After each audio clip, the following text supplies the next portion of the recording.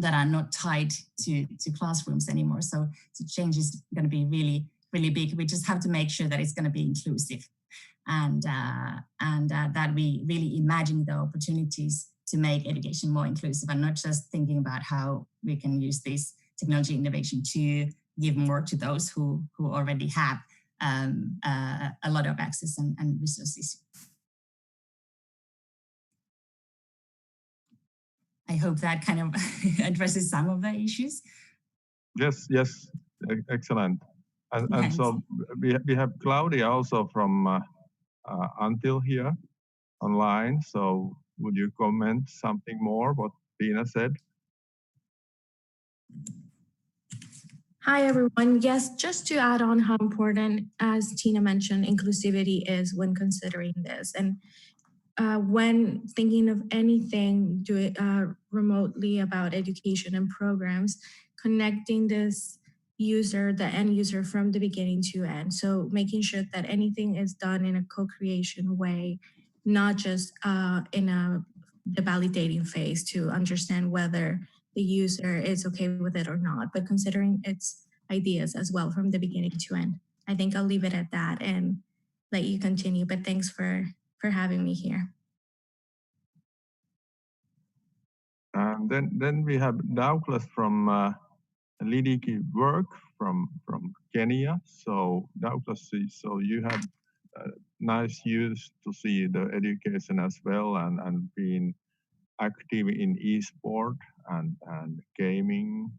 So how do you see at the moment, and tell something about your background as well? Thanks, Laurie. Thanks for having me and excited to be part of this initiative. My name is Douglas Ogeto from Ludicworks, which is a video game publishing company based out of Africa, supporting studios as well as people within esports. So I think to build on your question around education, I think very good points raised by Claudia and our fellow panelist earlier. I think maybe just something I'd probably add is the application. So I think if we look at education, there's definitely been a good shift, and maybe students at this point have the beauty about learning and being able to apply. I think if you look at 20, 25 years ago, it was just learning for memorization, where you don't see the day-to-day practicability. But I think where education is heading, for example, in gaming, is that you're able to learn and taking stuff like, for example, art and music, you're also able to potentially integrate into gaming as well. So I hope this helps answer your question.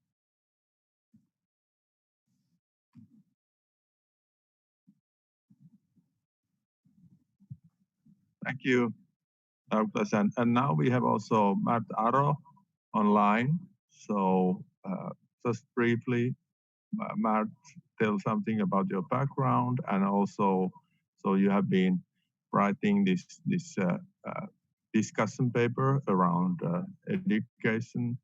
So with Tina, so you just provide some ideas.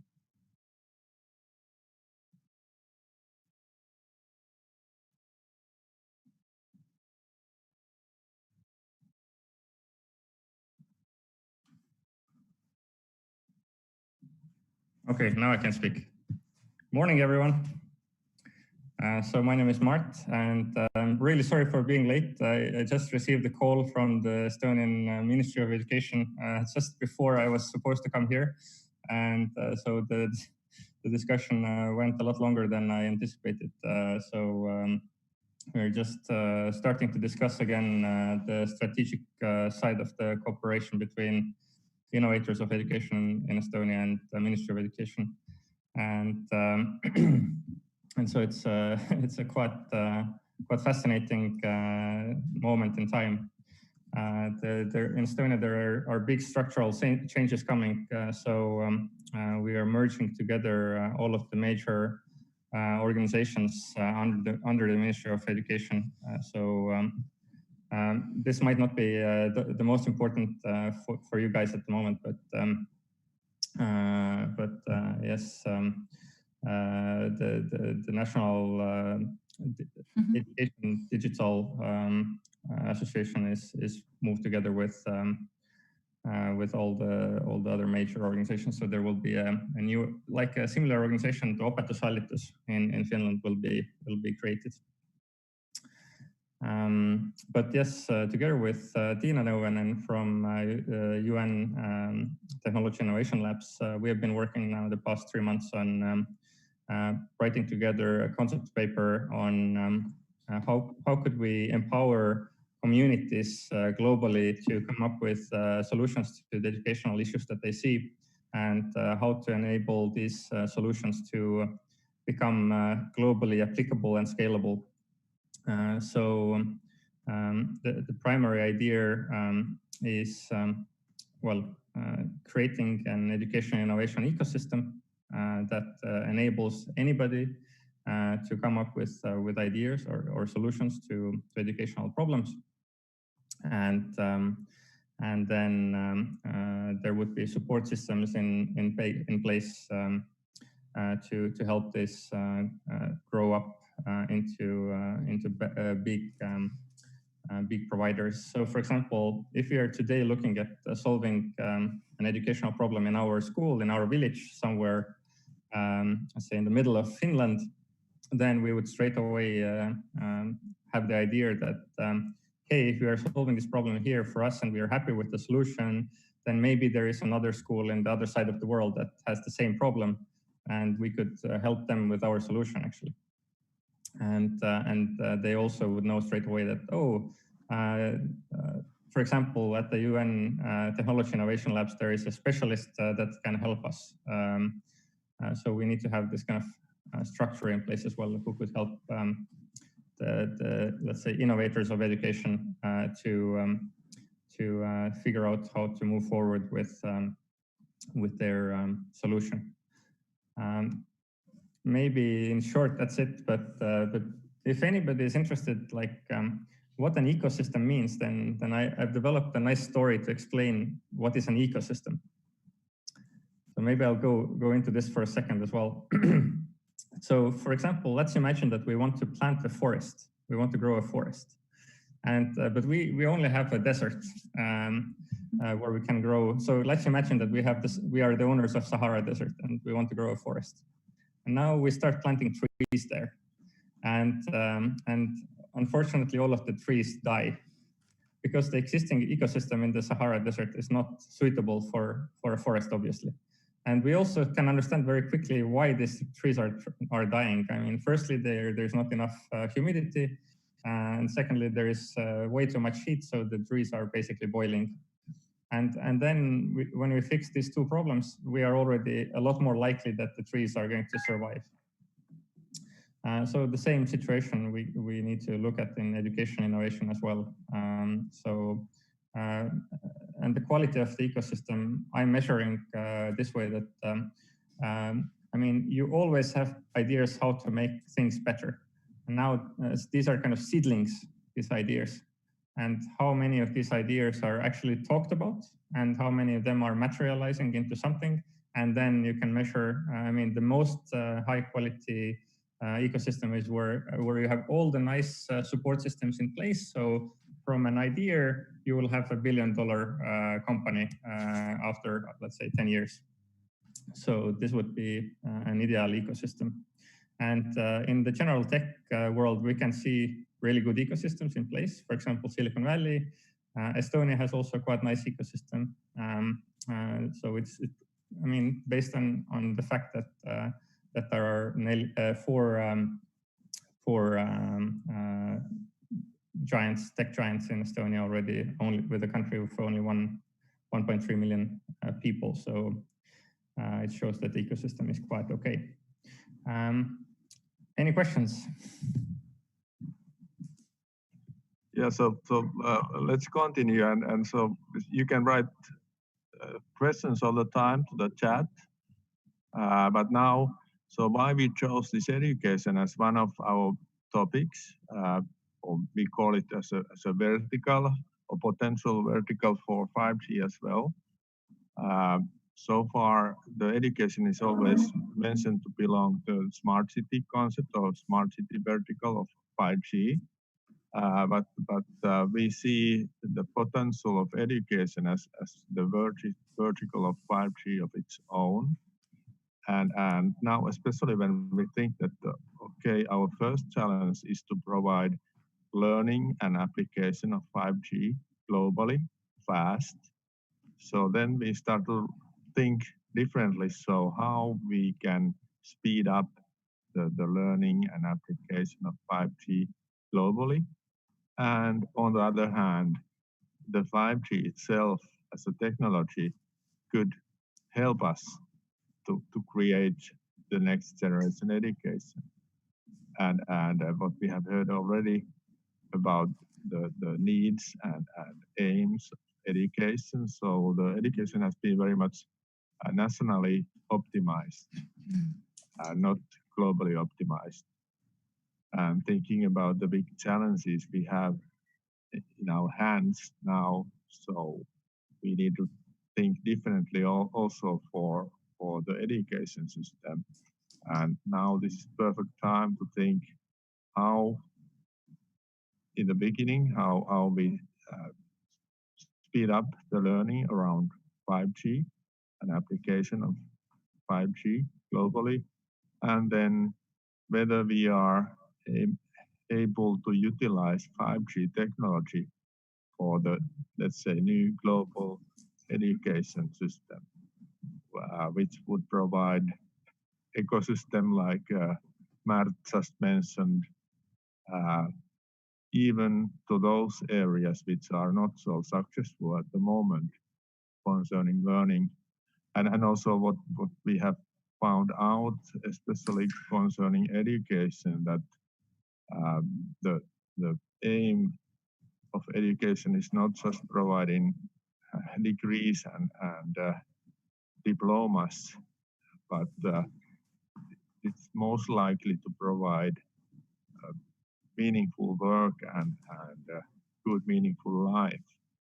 And that's why we need broader view of education, not just thinking it as a learning system. But now, after mention these words, so I would like to again ask Tina to continue. How do you see about the opportunities for global education system when we utilize technology more? Thanks. I think there's definitely a lot of opportunities, and as said, I think one of the challenges is indeed what you mentioned, that the school systems, especially in formal education, they are tied to the national standards and curricula and so on. And now if you think about the world of learning and the world of informal learning and online learning and access to educational resources and cooperation that connectivity has made possible for us. For instance, I worked in the remote villages between Tanzania and Kenya when I was working in East Africa. And it was amazing that you go to a school, you have to first fly. We flew to Serengeti, and then it took about a day by car, this little dirt road to get to the villages. And then children there, they get through the satellite internet, co-create projects together with children from the other side of the world. So we had a partnering school and the children from different schools creating projects together. And that was almost unimaginable some years back. And if you think about these villages where we worked as well, even mobile phones didn't work that well there. But now the technologies like the edge, you can get these like cheap edge chips that I use in drones, for instance, for quite cheaply already. So getting places connected to internet just opens up the whole world of opportunities that wasn't there before. And if you think about especially emerging countries which don't have the analog infra, the leapfrogging opportunities are amazing. But the problem is that when you think about like service development and innovation, it often happens in very different contexts with people with very different needs and who kind of think in terms of improving the services that are available through the analog systems. But then when you go to completely different setting, you have to kind of start imagining the opportunities from a completely different starting point. And that's why I think it's so important that, as Claudia was also emphasizing, that we create platforms for this kind of co-creation to happen and use these technologies as enabling platforms for the co-creation and co-innovation, especially where that kind of education and learning needs are the highest. And I think there are great opportunities in, let's say, in formalizing what we call now informal education. So this is the kind of the whole world of learning that is available through connectivity to everybody. But now we just have to make sure that people also are able to be recognized for the skills that they learn, not just for the skills that be able to kind of gain through the formal education, but also through the informal education. And here again, we need to create kind of global infrastructure for the recognition of skills. The new taxonomies, what we mean by skills and capabilities. It's not just the degrees that you have that makes you valuable and capable as a person, but it's a much broader compilation of skills and capabilities and abilities that we are able to apply in practice. And also, if you think about the world that is changing really fast, we don't even know what are the kind of future skills in very specific kind of tangible technical terms. So we can maybe talk about broad skills and kind of maintaining learning capabilities and kind of giving everybody the imagination and understanding that what are the kind of resources they can access, for instance, when they have access to connectivity, what it enables. And I think we have to work much more about imagining the opportunities in specific context first to even understand what this means, because it's such a big leap that's happening right now and kind of unforeseen that it's difficult to even see how it can change things. And also humans are quite, I think, especially in Finland, we are really task-oriented. So we want to jump to the solutions without really understanding the problems and context properly work first. And I think this is great about fast connections, because people can really work together and kind of immersive by utilizing VR and AR technologies as well. We can come together almost like in real life and kind of touch and communicate with any 3D designs and so on and so on. So this makes it much easier to understand and empathize with people who are in different contexts, because it's another dimension to communication and understanding that hasn't been available to us before. I think there are kind of cutting edge, amazing opportunities. We can use the robotics enabled by 5G to help Rohingya refugees to learn in their native language, which is not a written language, because we can use the kind of auto translate and audio technologies to enable that. So that's amazing. But in reality, we still have to start with very basic problems. For instance, there's a lot of schools in the world that we don't even know. The authorities don't know where the schools are.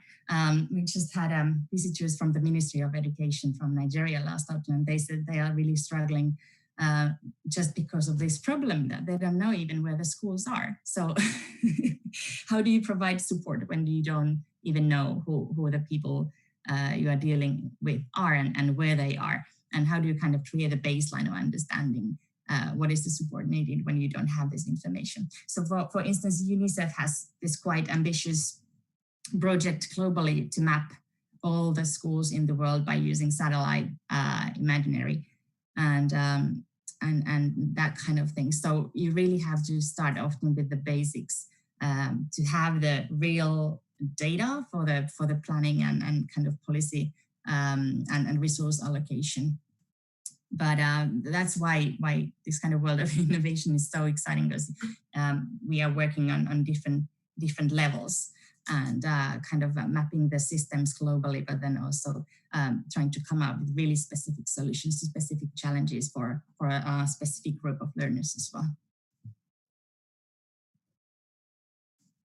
Yes, thank you very much. So the story behind the Star Nord is very much the one that we didn't ask whether we are offering this course globally. So even with a very small marketing, so we have now participants from 33 countries, and just tells the opportunity we have at hand if we just change the way we think. And now sponsored by the 5G providers and operators behind us, who have the interest, of course, to spread the 5G technology, but also to provide the opportunity for good. And what you mentioned about the case of Nigeria, so similar types of stories from India, that can you imagine that we have the class and there is 600 students in the one class, or like children. So they are like totally different problems we have in Finland, but with the technology and the let's say the new way of thinking education, and combine the education for the challenges of the world. So that might be the case. And also when we started to establish the Start Nord Society, so we carried out the pilot study in the US, and once we interviewed the Americans, specialists around the education, so somebody said that with that money, USA is spending for education, the whole world should be educated. And just telling the opportunities we have if we just change the way we utilize that money. But now we have Douglas online, and let's move the question to him. So coming from Africa and seeing the world from there, of course, being around the world. So how do you see this discussion now? Thanks, Laurie, for the question. So I think very interesting insights from Tina as well. So I think from at least where I sit, definitely technology has come a long way. Definitely with the advancement of internet in Kenya and across the continent, this is definitely shaping education. I think if I could touch on the formal aspect, I think there's some, we're a local partner for Start North, and that we have seen a number of students sign up for the course, for the 5G course, which is also quite good because we are seeing a lot of collaboration between African students as well as the rest of the students from across the globe. And if you look at where this is heading, like gamification is an industry that is rapidly coming up, and this 5G will be able to help this because students need to learn how to co-create. If you look at education right now, the way it's moving, how do you enable students with different skills to be able to come together to be able to build projects that either solve a real world case scenario, or at least help them understand where the world is heading to. So definitely this will help students be able to take up such opportunities. The price of data has also been drastically decreasing, so it's becoming much more affordable for people to move online.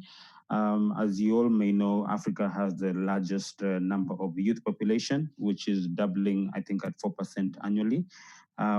So more people are coming online, and they'll be able to learn and work with different people. Also, this has enabled building of local edtech solutions. So, for example, we have startups who are building solutions that are available via USSD. And this actually helps students be able to revise, where they're able to get their homework on devices. And as they revise, the teacher is able to get statistics of their performance. And this is actually helps them to be able to provide personalized learning. And then lastly, on the formal side, I think definitely gaming, video games is helping build teamwork. For example, the more you play, you definitely learn the value of not just working by yourself, but how to work with different people with different skills, personality, and knowledge, etc. And then just to build on the earlier point, we also now have local game developers building games that are helping towards learning. So we have studios building, let's say, math games, and these math games are now, because different games work differently in different markets. So being able to localize this is also helping taking up of learning by young people. And then I think on an informal section, definitely we're seeing gaming helping. Tina also touched a bit on this, skills such as imagination, empathy, and competitiveness. Definitely it's important for a student to think of them as a global student, not just like a Kenyan, South African student, etc. So I hope, so just to answer your questions, so definitely we're seeing students now being part of the larger global education ecosystem. Yeah. Thank you. Thank you, Douglas. So now listen to this. So how about you would think about this, and also knowing that Estonia has really focused on the digitalization of the whole country, and other countries could learn about that as well. So the education could be part of the let's say the bigger plan to digitalize the services of the country. So how do you see the opportunities, what we have in hands? Sorry, I lost you.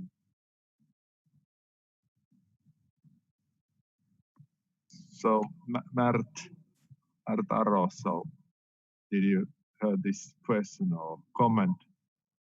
I kind of try to imagine like how to reply to this in a meaningful way. So Estonia is one of the leading e-countries in the world for sure.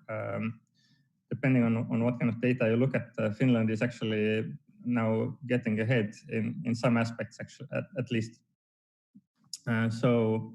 And I've been analyzing a lot why Estonia became so big player in the government technology. And if I look back in time, then democratizing the innovation of public services was, I believe, the most important factor for this. And how this happened was that most countries in the world, when they started to offer public services with the help of software, then they started to build silos. So each ministry would have their own silo database that wasn't very well talking to the other ministries. There was actually sometimes there was big difficulties to exchange the data between the ministries. Estonia took a totally different approach by enabling communication between various parties. And I think the story is actually quite nice. So what Estonia did was they noticed that the government noticed that they don't have money. Estonia was basically bankrupt after Soviet Union collapsed. And so the whole government budget was $100 million.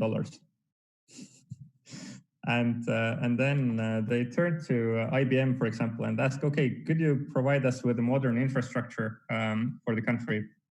And IBM was like, yeah, for $100 million, we could do that. But of course, it's absurd to spend the whole government budget on setting up digital infrastructure.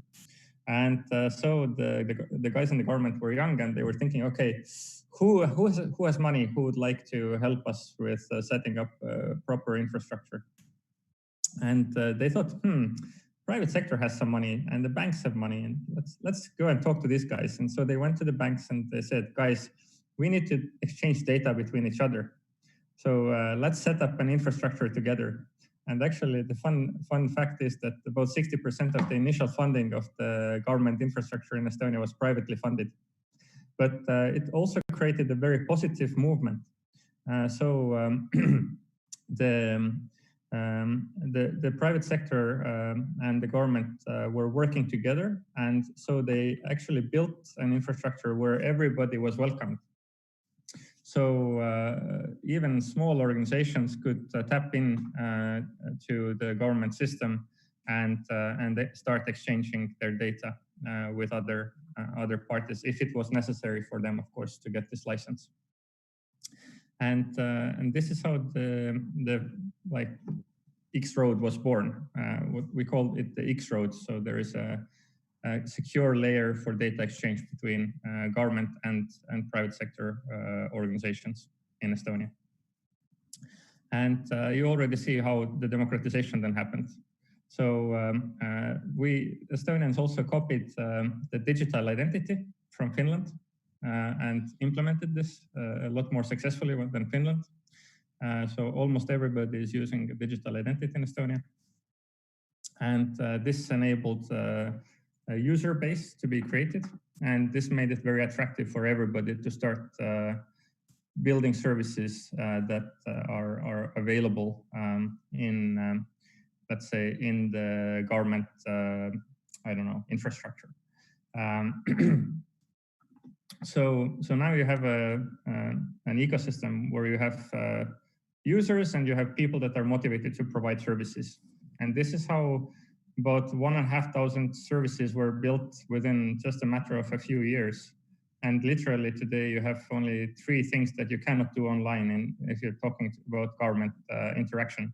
The first thing is you cannot get married. Second thing, you cannot get divorced.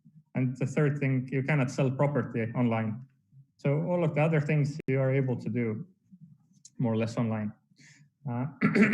And of course, everybody is very, very thankful for this.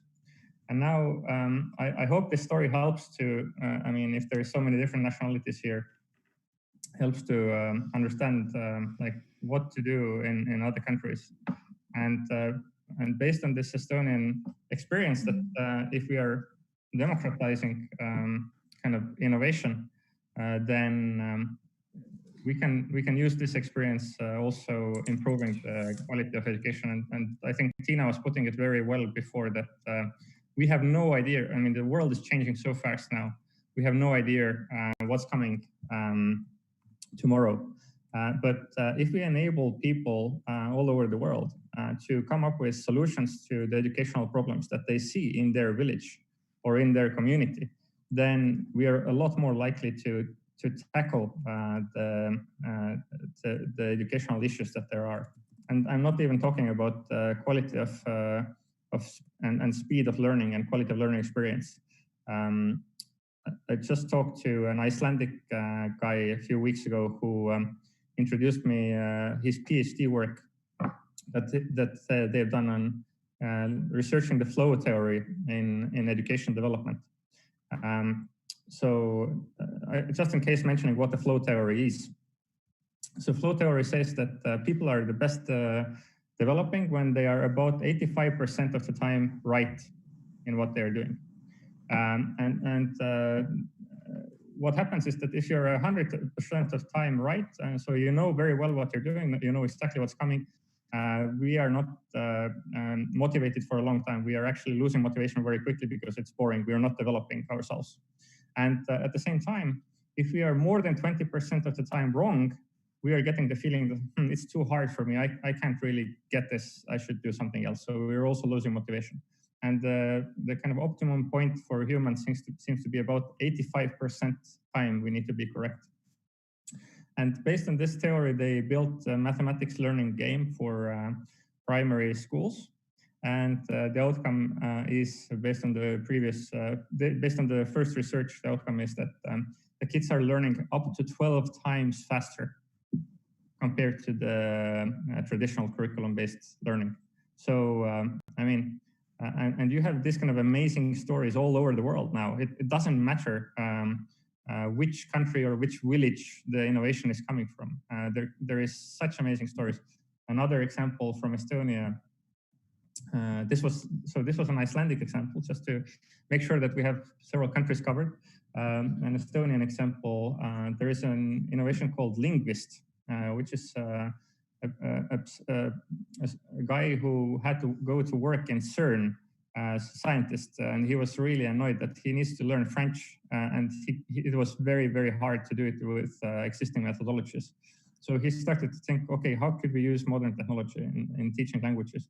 And so they built a machine learning-based system to support language learning. And I'm not going even into the theoretical background of it. They used also, I mean, when we look at the theories that are being used in modern innovation of education, so flow theory is actually, it was developed in the 70s. So we're talking about a very old theory. Some of the theories, psychological theories that we're using today in innovating education are more than 100 years old, but they are still not used in general education because nobody bothered. I mean, and now they're able to provide really good results. So, but Linguist was now researched by Tartu University, which is the main research university from Estonia, and they showed that it was 400% more efficient to use Linguist for studying languages than traditional curriculum-based studies. So I'm just giving a few examples, but I mean, if we would have a good ecosystem in place where we are able to figure out quickly if the idea that we have now, the new innovation in education is fruitful in certain contexts, and then figure out also what context they are useful in, this would definitely boost the innovation of education. And of course, 5G or 6G are a good. I mean, infrastructure is always a key as well. It needs to be in place. Otherwise, it's very difficult to develop other services. Thanks for listening to my monologue again. So that was great monologue. So coming back to what Tina mentioned earlier, that in Nigeria, so the challenge is first to identify the people. So this e-identity could be the starting point and the new way to organize things in the society. So now I could ask Claudia now, after her these discussions so far. So how do you see the discussion going?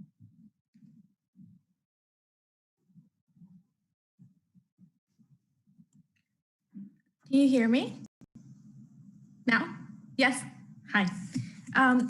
I think two things have been mentioning quite a lot, and they're quite important. One is reimagining, and the other one is collaboration.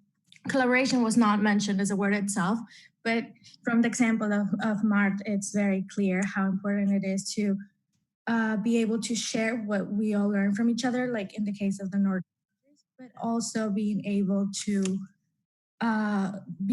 learn from each other's mistakes, and also how after working together, there is something bigger that can be built out of this. And I think that's key as well. It's important to be precise when working on these collaboration ideas as well. And I think those are big things. I won't touch on the reimagination as much since that's been mentioned, but Mart and Tina as well. But I think if we are able to stick with something at the end of this conversation is that we're all able to learn from each other, not just from obviously the end users, as I said at the beginning, but also from other countries and other entrepreneurs and technology experts and education experts working on these topics already for a while, whether that's research that needs to be tested on and just somebody that says, let's try this rapidly and in an agile way and see what worked and what didn't. Having this mentality will help us shift from the long way of doing education in a very traditional way to a world that enters finally or takes finally education into the entrepreneurial world, where it's more about rapid testing and trying, learning, as Mart saying, maybe less than 20%. So we're sure that we are still motivated, but continuing on doing this. And I think I will leave it at that. But those are two important things, and I'm happy to have heard this once again. So that's very important. Thank you. Thank you. So we have now spent 45 minutes already, so we can start to take questions from the audience as well. So concerning what we have learned over the 2 weeks now in the summer school, so we have listened the lessons from, for example, 5G and broadcasting, which could open up the new types of or new opportunities for education as well. So we could have worldwide bandwidths, maybe for educational purposes or learning purposes. And it's so much easier to share the knowledge nowadays, but also concerning the opportunities related to 5G, the sending capacity is much bigger than earlier. So we can have like interaction and also that people around the world can participate in the discussions and learning easier than earlier.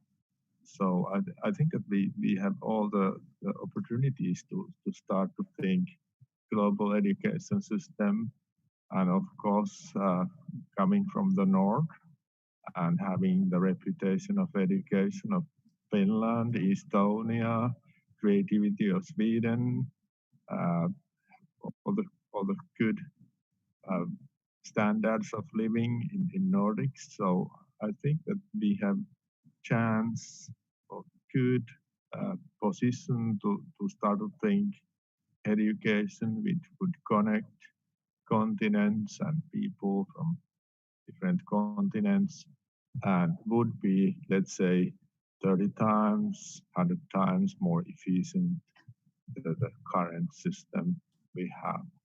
But now let's have questions. So do you have questions? So you can use the chat, and we can start answering those.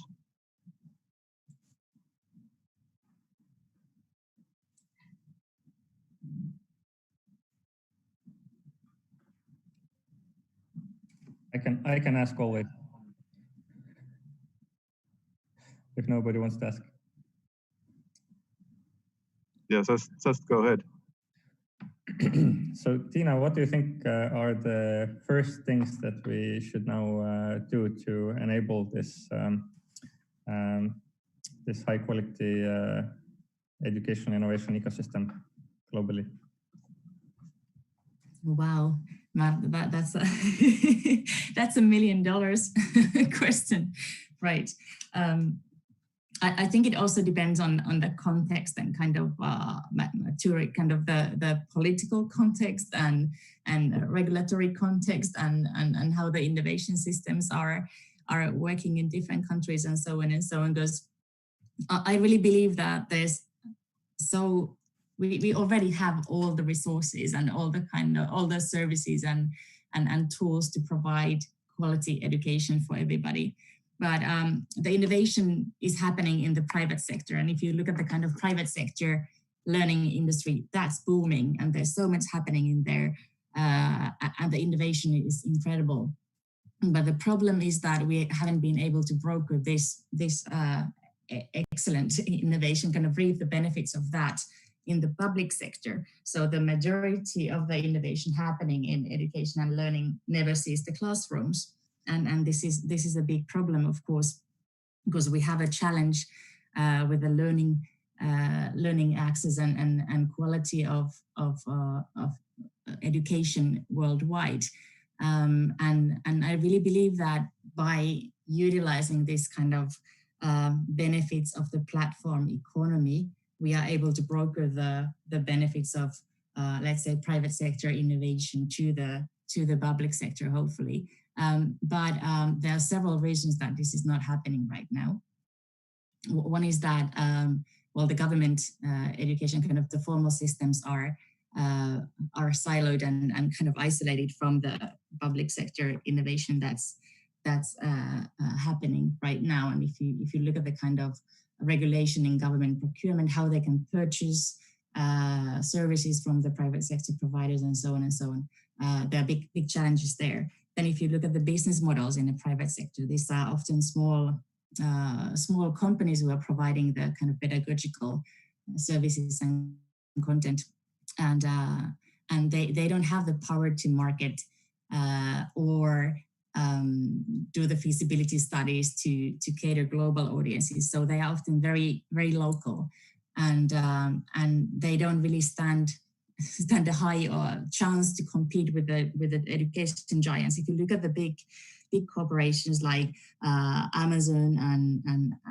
Apple and Google, and they are all coming to education, not only because they want to, but they also have to. Because there's, for instance, with Apple, I think they had about 15 billion revenue gap that they need to fill, and there aren't that many industries to fill that kind of void. So you have to go to public sector, and education is big there. So I think by providing this kind of platform that can service and accelerate and support the survival and development of SMEs who are providing education services, that's really vital if we want to ensure that we have diversity in this space and it's not just owned by few giants. And I think we also have to make sure that we have clear rules for engagement in this space.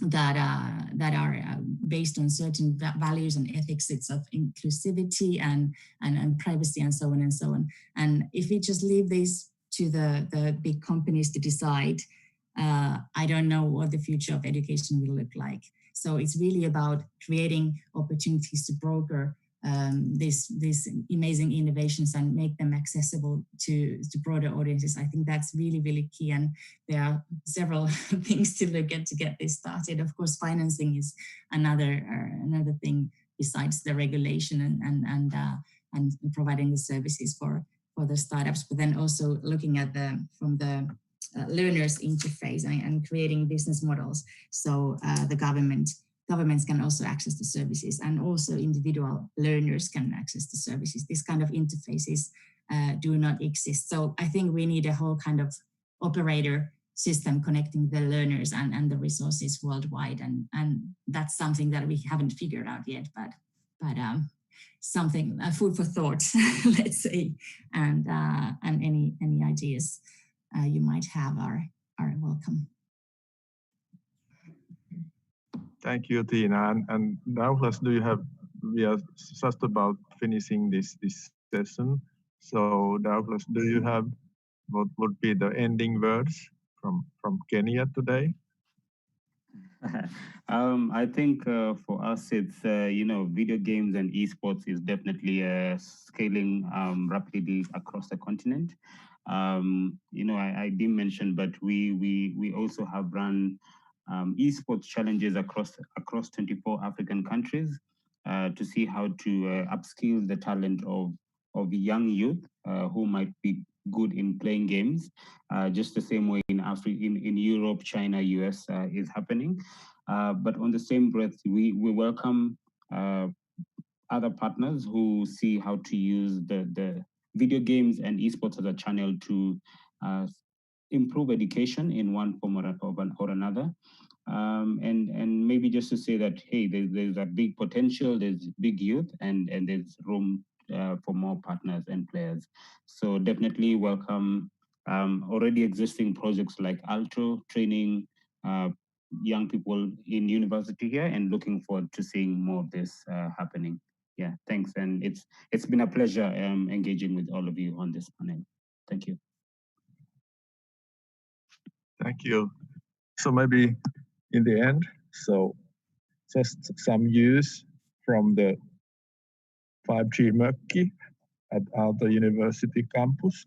So we see that these very simple structures could be taken in a number of places worldwide bringing the 5G network, indoor network, and also the sending capacity kind of studio. So even the next version of this 5G Mökki could contain the opportunities to send the holograms of the speaker to the side of the world, or whatever I would be doing here with VR or something like with that, and that could be sent immediately to the other side of the world, and that even increase the opportunities for the global education system, which would not be just learning, but also providing immediate opportunities for production and services worldwide. But I need to close this session now. I very much thank you all, our panelists, and also the audience. And let's keep going. We have the next lesson starting 1 o'clock. And let's come back to the 5G Hack Them All at Aalto University then. Thank you very much. Thank you.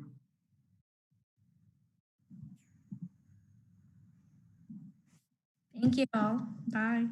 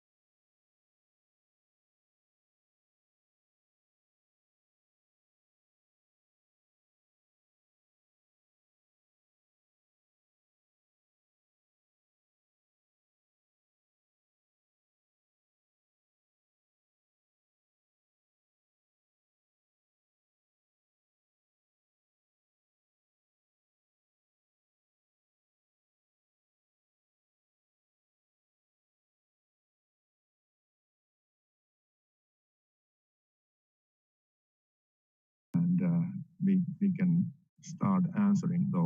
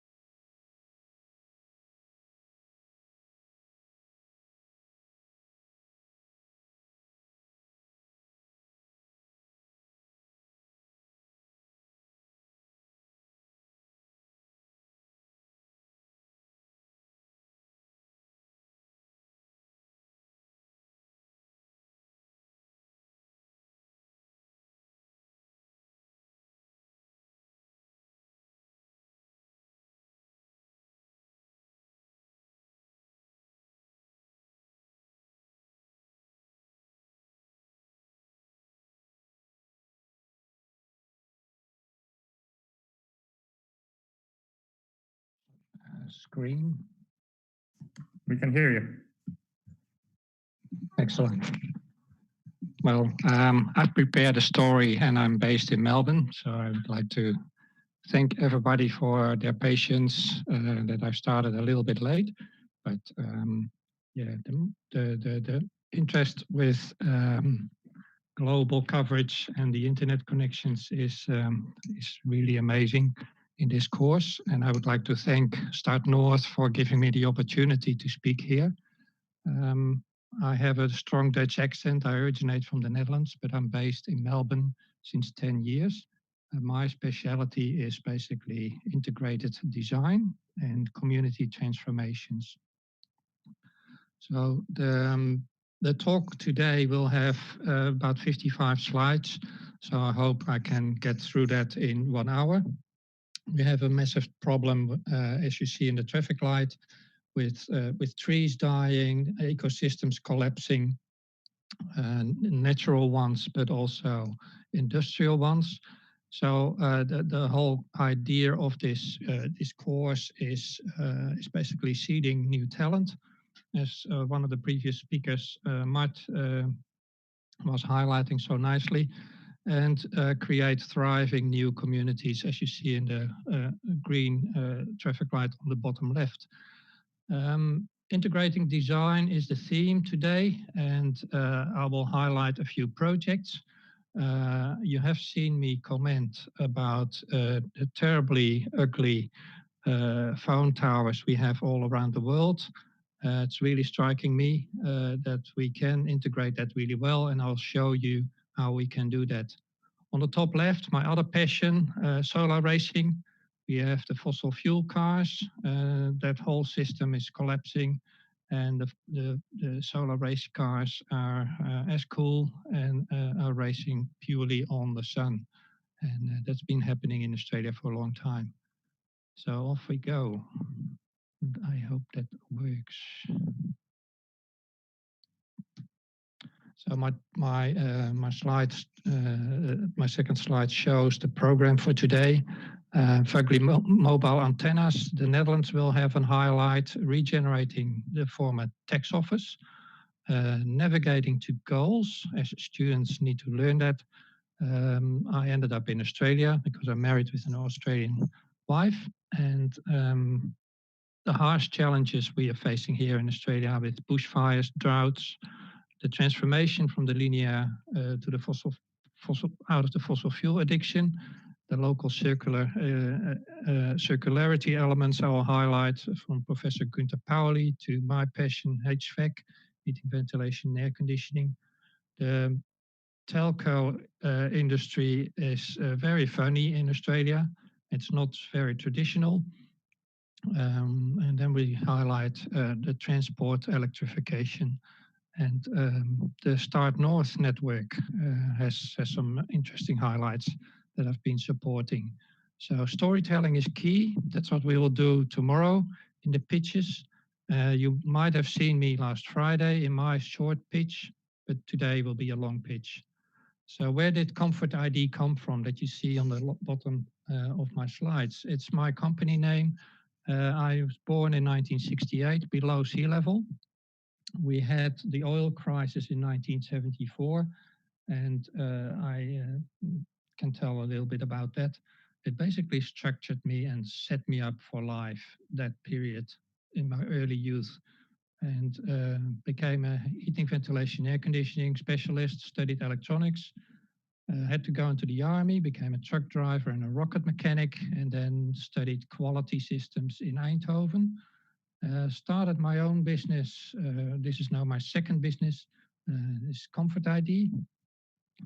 Comfort ID is originating from Stadswonen in Rotterdam, in the Netherlands, and I've started my own Comfort ID company in 2009 when we immigrated to Melbourne. Navigating local community transformations, that's what we do as a company. I have a few heroes, and one of them on the top left is really dear to me, is Swedish. Pippi Longstocking was always on the telly when I was young. A naughty girl climbing on roofs, the daughter of a sea pirate. and just always having to fix things and doing things a little bit out of the ordinary. I love that, and that's what I still a little bit do. She set me up as that kind of character. Malala in Pakistan, I worked on very large projects in Pakistan, all remotely. And I love how she basically nearly was killed by the nasty Taliban, and how she keeps on persisting on telling the good story and persisting that girls need to have a proper education. We had her last year here in Melbourne. Yeah, very grateful that she did come and that she plays that special role in the United Nations. Solar race teams have come to Australia to race multiple times, but the key impact is visiting schools and having kids sit in these solar cars. That's absolutely amazing. So Professor Gunther Pauli came also to Melbourne to do a keynote. And my big dream is still to tell the big transition story one day in Davos at the World Economic Forum. My dearest friend Klaas Visser and I did a pitch at the Palace 2 years ago. My friend Lars Ling was present there. And after my talk that I did with Klaas Visser, Robin Denholm, the current chair of Tesla, came to us, and she really wanted to help us, and it was absolutely amazing. We also were a stopover of the Volvo Ocean Race, where my old friend Barbara Becking and I had a nearly hours-long talk. And yeah, it was always nice to have real old sailing friends telling old stories again. My friend Annelies from Bronswijk, my real hero, is such a tiger that she fought to get the ducted air conditioning systems in the Netherlands fixed. Australia only has air as the transport medium for in buildings, for air conditioning, for heating and cooling, and they create sick environments. Officially, Australia doesn't have sick buildings, but we have very dirty inner climates, I can tell you. I can smell that. And I learned that all from my hero, Annelies van Bronswijk, who got them banned in Holland after Sweden did that many, many years before that. So I do a lot of pitches, I do a lot of networking, and Lily D'Ambrosio is our state's energy minister. And we were visiting the solar furnace labs they have at Swinburne University with Professor Jeffrey Brooks. I've been very sick in 2005, and my hero, Erik Waalbeim, fixed my hand after I had a hand infection. I had two pirate claws, and he fixed in a 17-hour operation my hand so I can shake people's hands again. The World Solar Challenge finished in Adelaide last year, and Lex Hoefsloot is actually the initiator of the production company Lightyear On. They are building now solar cars in Eindhoven, and Karijn Mulder was the leader of the team last year, the student team that raced again all the way from Darwin to Adelaide and won again the real practical class. The last one, another Swedish, Greta Thunberg. I like how she is very well informed and how she says it how it is. Because we have some serious things to fix, and you've seen me attack a few people. We have some serious re-engineering to do with mobile phone antennas. The beauty is always engineered out, unfortunately. They're terribly looking, and if we go down this track, yeah, it can end up like the Eye of Sauron. That we have beautiful new 5G towers, but absolutely everything else is collapsing. I don't think we want that. We need to have the Lego hero, Emmett. We need to have bold new leadership that just says it how it is. And we need to create art, and beautiful art can combine a lot of functions. Because also the zombies you see in every city center around the world is shocking. We're using way too much our mobile phone, unfortunately. So I was hit hard, the whole country and whole Western Europe, was hit very hard by the oil crisis in 1974. I've been rollerblading on the freeways. I've been cycling on the freeways with my parents, and that set me up for life. That was a big reset moment for Holland. And yeah, the little fortress town where I grew up, Willemstad, that you see in the circle down below, yeah, it was heritage listed. It's built on a design in 1585 to defend the fortress with 7 soldiers. Very smartly integrated, designed already back then. It's only 30 kilometers south of Rotterdam, and it has the Delta Works, and officially the River Rhine ends at the harbor of Willemstad. In the city center of Willemstad is the oldest church built for the Protestant service. Here you see a detailed photo of the top, and I think it's still a beautiful looking building. And if you see that antennas can also be integrated really well, and I had to indicate to my children even that these were antennas that I had specified more than 25 years ago. They were shocked. They never knew that there were phone antennas on that church. They'd never seen it. And on a heritage listed building from 1607, nicely integrated antennas, it can be done, as I show you here on this photo.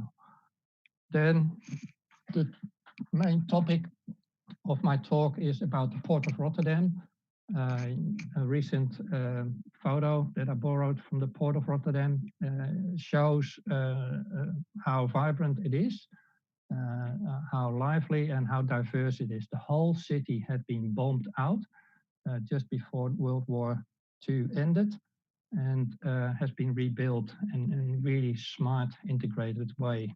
And I had a few projects, a few roles. So just before World War II, the tax office was being built in a very, very iconic place. Here you see a photo how it was being built. When the war broke out, they stopped at this 3rd floor. They removed all the windows and they buried them in the graveyard behind. After the World War finished, they finished with the last 3 stories in a less high ceiling height, as you see here. Very heavily over-engineered. The floors were 2.5 meters thick. So yeah, you can imagine that these tax workers really needed that thick floors. As you see the filing cabinets, the old-fashioned filing cabinets on the left.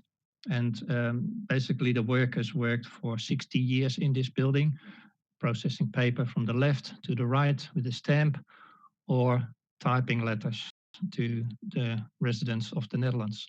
As you can see here, Peeled and Bear was the nickname of that building. It was the most hated building in the country, as a lot of people had to pay their tax in cash in that building for a long, long time.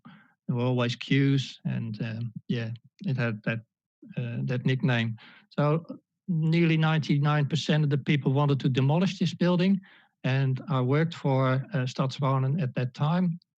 We could, as we had a history of doing remarkable things with old buildings in the city, we could buy this building for $1.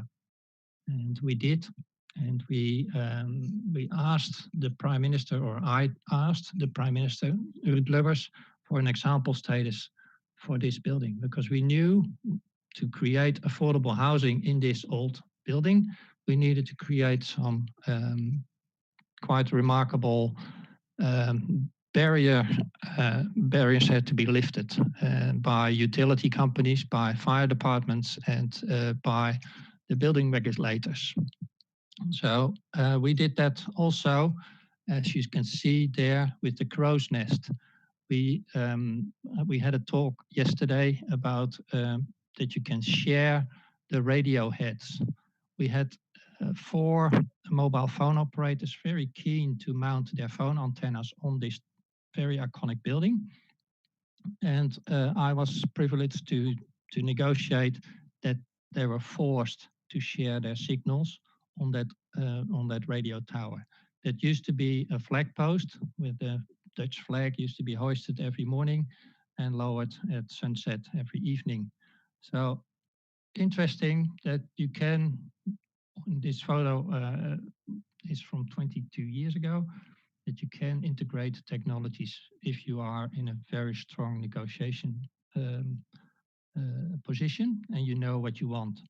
The other integrated technologies we've implemented there were a building management system, energy distribution, were owned by the Comfort ID group. And we then had the power to feed cogeneration, heat and power into the building ourselves. We were able, with the 7 entrances, to put digital cameras on each door. So every resident, because there were more than 200 apartments in that building, could see on their own television who was in front of what entrance door. People that had nothing to do were always staring at those doors. We had a grey water system, so the rainwater was used for toilet flushing. We had the fastest internet connections ever possible already back then to every room. We were negotiating very tough with next door based energy company. They refused to give us a smaller connection to the district energy grid. I had all that knowledge, so we made our own and we had it installed by their home installer. We didn't want to steal the waste heat from their district energy grid. We asked them for an invoice, as everything was according to their standards. They couldn't refuse, but they were absolutely shocked and they started suing us even more. But we won all court cases thanks to that letter that we got from the Prime Minister. The standardization of connections and units, I learned that in Denmark, as Denmark has already 480 district energy grids. They use really smart, in a really smart way, their energy. And if you have a little Fiat engine running day and night on a little gas pipe that's enclosed in a nicely soundproof green box, you can create your own energy. So heat and electricity, if you can use it locally in the building and you measure the heat and you invoice the heat, then you're clever. That's not the case in all buildings, I have to say. It's very rare, actually. So it's next to a very iconic Euromast. It's a very iconic place still that I really like to visit every time when I get a chance to go there. And this picture I borrowed from Google. It is showing how it has grown since I left the country. It's still an iconic building. It's still one of the heritage listed buildings, but that heritage listing we brought also to Australia already way before the British discovered Australia. The Dutch landed there, but with these trading genes that we all have in Holland, we came on the lookout for spices, and we were very clever navigators. And the captain of the Batavia made a little navigation mistake and discovered that there was this massive island, Australia, just below Indonesia. So yeah, then the local residents didn't welcome the Dutch people, and if you're not welcomed on country, you can expect a quite violent reception. The British, 150 years later, ignored that and started shooting and have done atrocious things to the Aboriginal people in the country, unfortunately. And that has resulted in nearly an elimination of the original people, but they are now being recognized and they have been said sorry by the Prime Minister a few years ago. So this was the navigational map where Australia was called Hollandia Nova, so New Holland. And it was fully focused on Africa and Indonesia because we were so trade focused already back then. Australia had to be divided because it's so large. So this is how they did that. They just drew a few straight lines, and only on the bottom right they followed the river structure from the Murray River. And then we have a little island, Tasmania, that is often forgotten on maps of Australia. And we're very close to New Zealand, as you see on the right. So that we have this vast array of gradients in the country, and this very big desert in the middle often astounds people when they fly over this. If you fly from Melbourne, where I'm based, to back to Malaysia, then yeah, it's 5 or 6 hours. You are still above Australia. It's still astonishing how big this country is, and enormous potential we have. So it's 4,000 kilometers wide, 3,000 kilometers tall, and yeah, it is enormous. And a lot of communities are battling with a big drought. Unfortunately, the drought is very harsh, especially for nature and for the animals in nature. So we have a huge camel population, all wild camels. We've had the mega fires earlier this year again that made headlines all around the world for a long time. And it's shocking how ecosystems have completely been eliminated. And the previous speaker, Mart, highlighted that ecosystems are so important, and how you can create or recreate ecosystems. That will be the major talk. Because nature is so smart, basically everything in nature is invisibly connected. And if we are transitioning from the linear to the circular economy, you cannot do business as usual. Most universities are only teaching business as usual. That's why I'm a bit of a maverick. I get invited by 4 universities in Melbourne alone to do some traditional, non-traditional talks on invites of professors. And I'm very grateful that Jari also invited me to do this talk, as we need to reconnect globally and not reinvent the wheel every time, that I see unfortunately too often. Because nature is the smartest infrastructure, and if you are only allowing engineers to run the show and don't replicate nature, then you're on a dead end. And I think we've reached that point. Because a healthy ecosystem you can recognize from a long distance. You can recognize it that is healthy, that is green, and you can see the flows.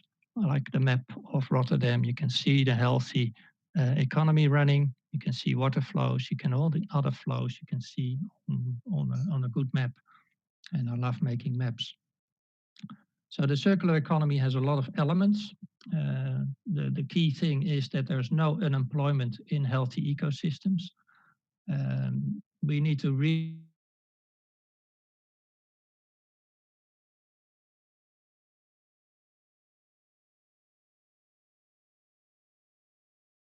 reconnect locally. That is the key thing. Oh no, I'm not allowed to say that. Just say it how it is, and ask for help if you need help. I'm always available for my students, and I've taught a lot of students. I've got a huge network, and some of them will feature in this deck of slides. For instance, in the Asia Pacific and also in Melbourne, we have all these high-rise buildings with a lot of equipment on the balconies, split units, very nasty air conditioning units. In my opinion, a balcony needs to be for fun, and a balcony shouldn't be for equipment. We have this big transition from the nasty chemical refrigerants to the natural refrigerants, and the knowledge is all here in Australia with a few gurus. And we can do with central plant rooms and smart energy distribution in buildings, you can eliminate all that nasty equipment that you see on the photo I made in Malaysia. But you need to dematerialize. You need to be blunt. You need to say it is forbidden to put a split unit on your balcony. It's uncomfortable. It's too harsh on our electricity grid, and it's too inefficient.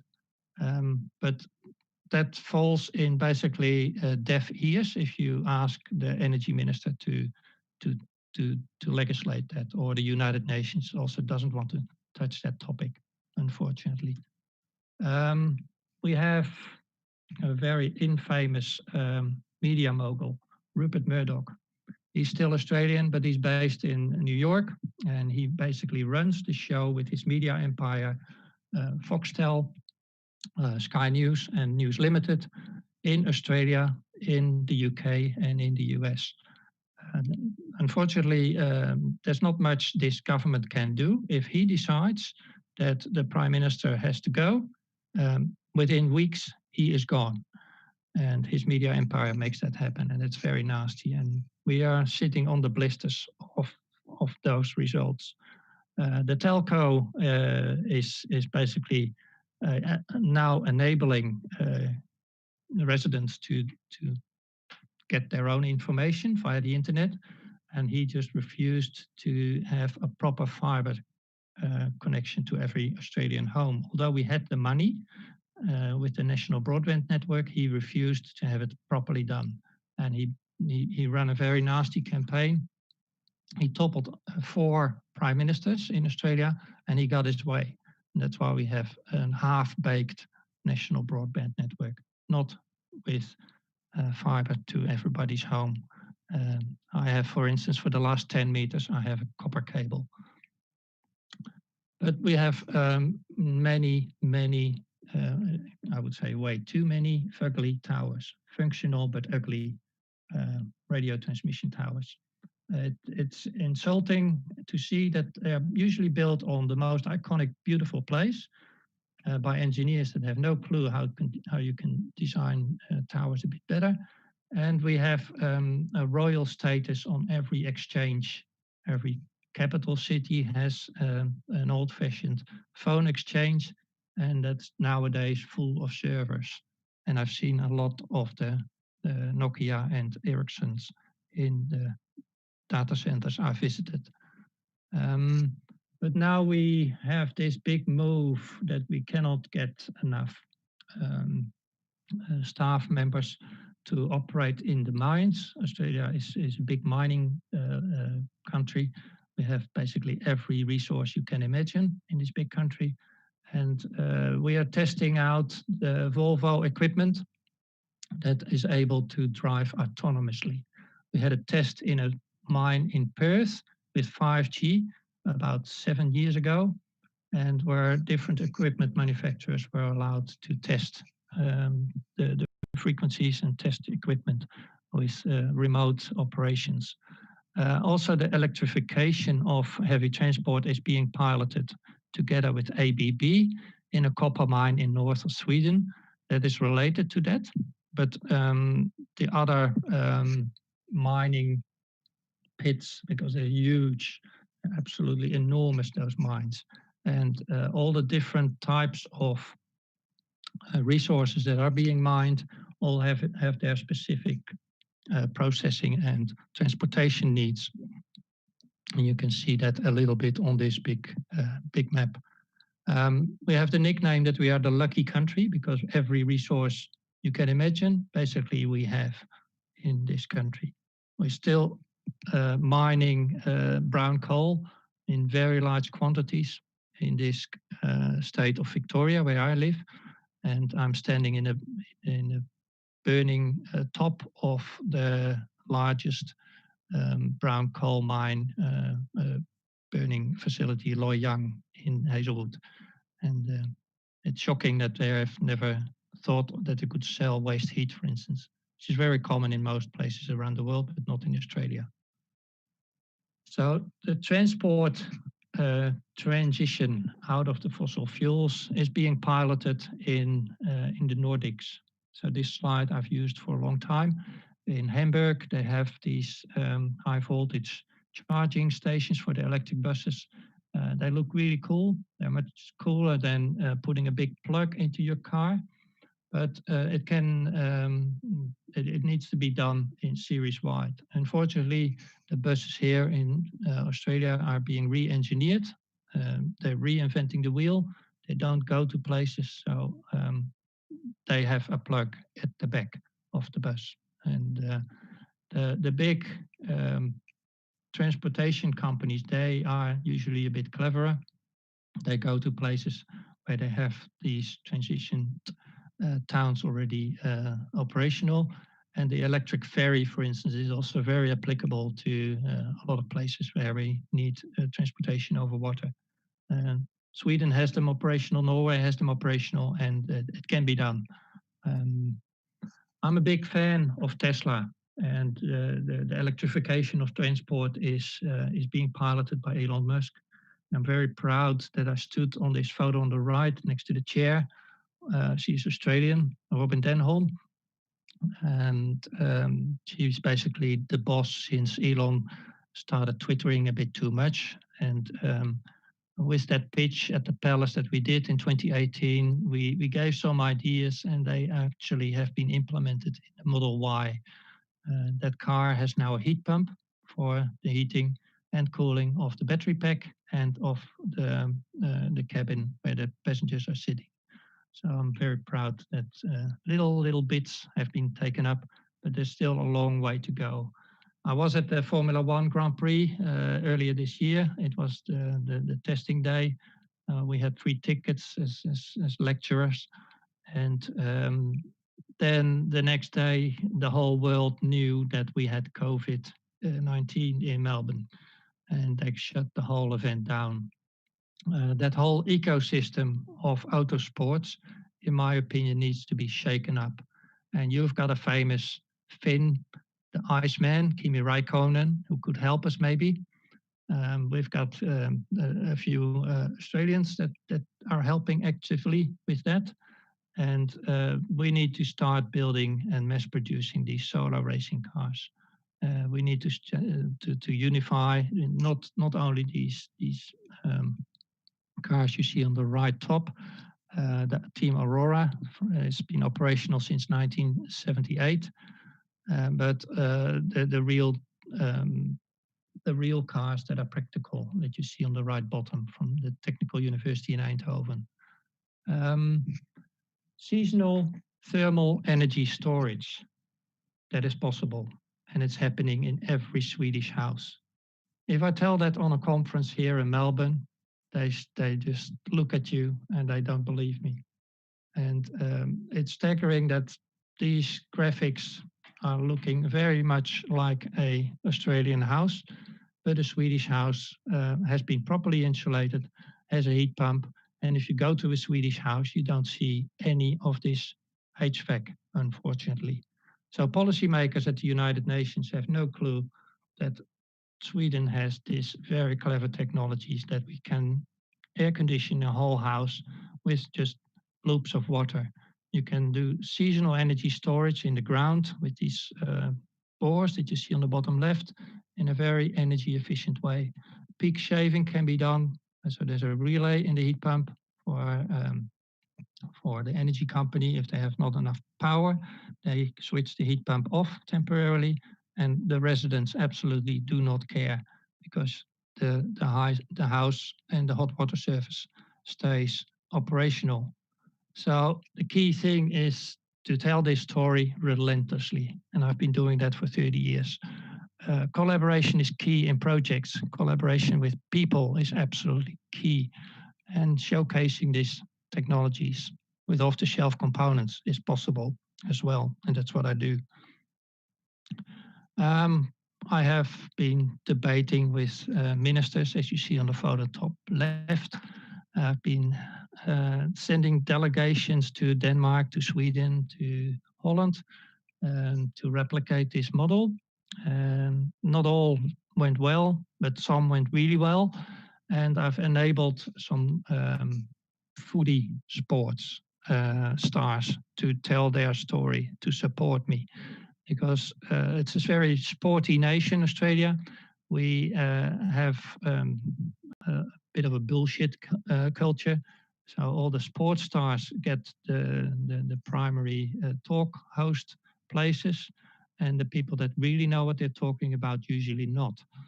So I then reached out to Andrew Buse. He's from Geelong, and he helped me and do a fantastic pitch with a little sample of district energy, as I have always with me.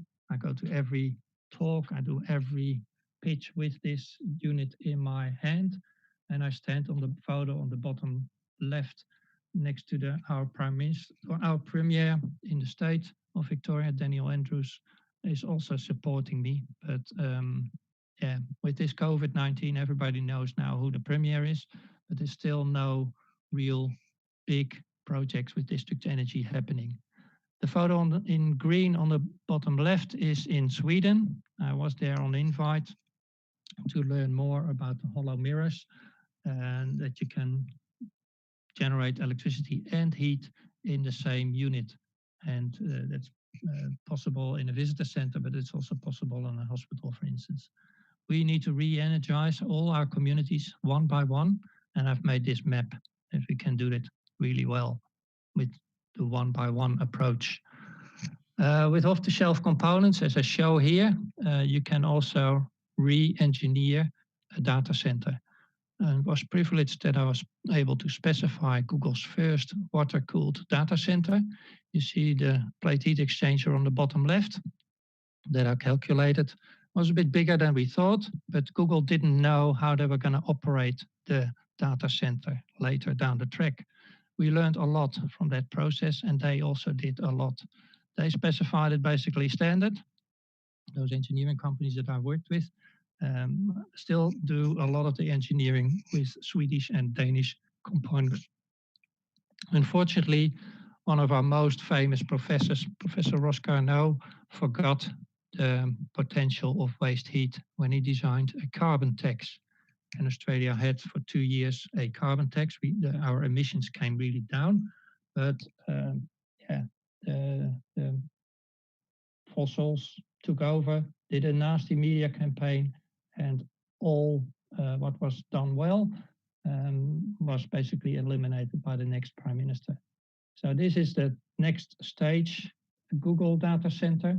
It's been cooled now not with one big plate heat exchangers, but it's been sectioned by 8 as they do maintenance and equipment upgrades at sections or containers of that data center. And from Jari, I learned that there's also one near where you guys are based in Hamina.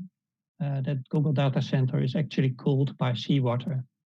If you do an upgrade of that data center, I hope that I get an invite to do that upgrade. We can make the local community prosperous with food production and with seasonal energy storage. That's what you do with these systems. You can do a big tank, you can make the tank look beautiful, more beautiful than we have on the bottom left. And you can use any source with a heat pump for the energy source. You can do thermal energy distribution for heating, and you can do a second loop for cooling in any place in the world. Heat metering is important, that you can invoice what energy is being used, and you can use plastic pipes. You don't have to use steel pipes in all instances. Plastic pipes are much easier to handle because they can go around a sewer, they can go around a tree trunk, much easier in the brownfield sites. So why I did that example pitch on Friday last week was to show that you can pitch and you can tell a very compact story really well, as I've done it in so many times. International collaboration basically is key to get community transitions happening. Good quality storytellings is what I would like to see tomorrow And I'm privileged that I think my group is on the right track on the big tunnel project. This Roompan project that I visited with my friend Lars Ling is one of those example villages, fully off-grid, fully in harmony with nature and energy positive. So it's possible, it's been done in a lot of places around the world. And yeah, we just need to visit the places that have done it and learn from that. Unfortunately, the most projects that I've specified do not cater for a visitor center. This one has done it really well, although I had no influence in this project at all. I visited with Lars Ling.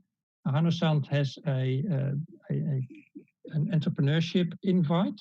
So if you are coming there as an eco-tourist, you can work and you can learn and you can offer your products, your services for this community to get it even better. And that kind of healthy ecosystem is what I would like to see happening, and I help to make in a lot of communities around the world. Visitor centers where people can feel and touch these mirrors, where they can see the products, where they can see and talk with the real people is what brings the real sale across the line. So this is what I do also at schools. Schools basically are in this transition as well. We heard the United Nations talk, Tina Nuvonen, just before me, that schools are now in this big transition. Their energy bill is sky high at most schools. They have been locked down by COVID, and they're all open for ideas how to do it better.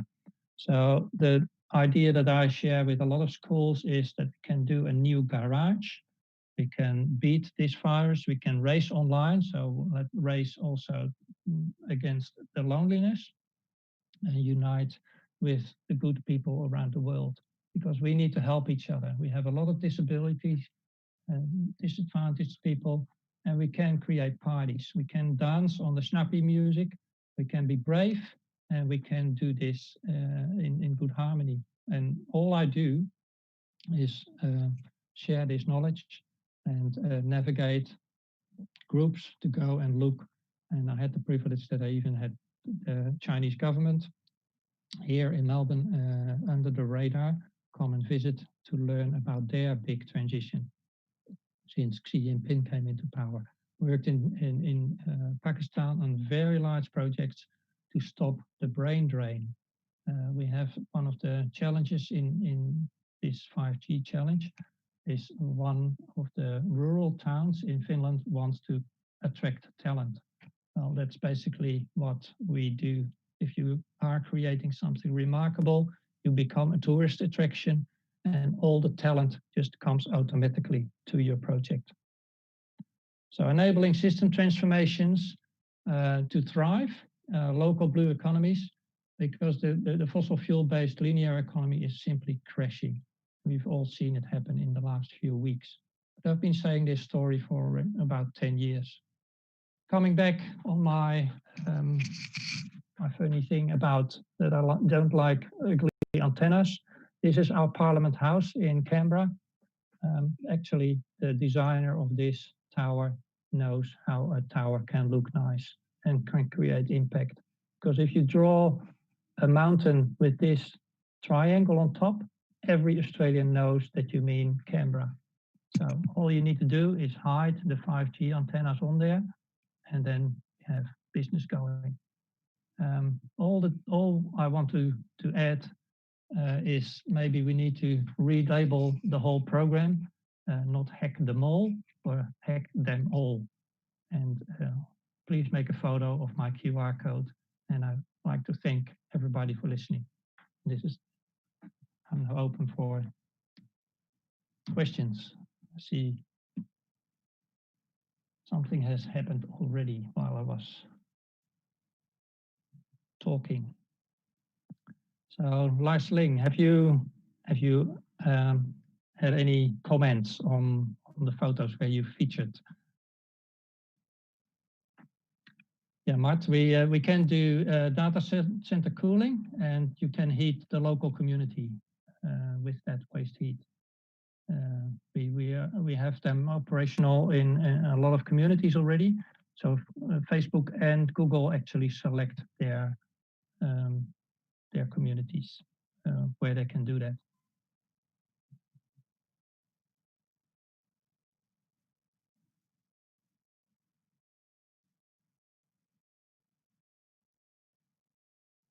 Okay, I'm left for time. I hope we can have a break, and thank you for your attention.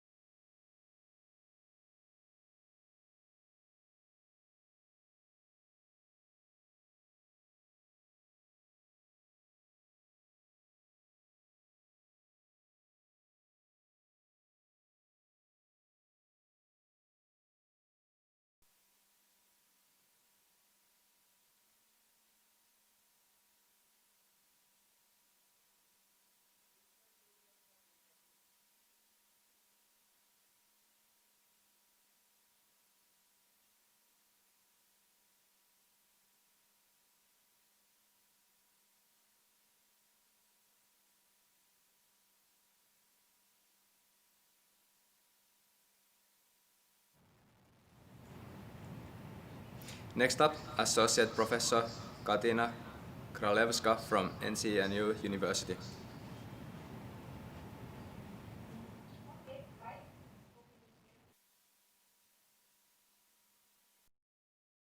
Okay, in case there are some problems, then just please let me know or write in the chat. So now I will share the screen. No, I think I should, okay, do it like this. So it's much better. I think you can see my whole presentation. So my name is Katina Kralevska, and I'm an associate University of Science and Technology at the Department of Communication Technologies. The topic of the talk will be open virtualized 5G small-scale testbeds. So far you have heard about different verticals, especially during this week. And now in this talk, actually, we will talk about more technical things. How can we put all these different verticals in one testbed? And we would like to do that in a cost-efficient way, so that basically you can maybe smart parts of this can be a task for your master thesis, for instance.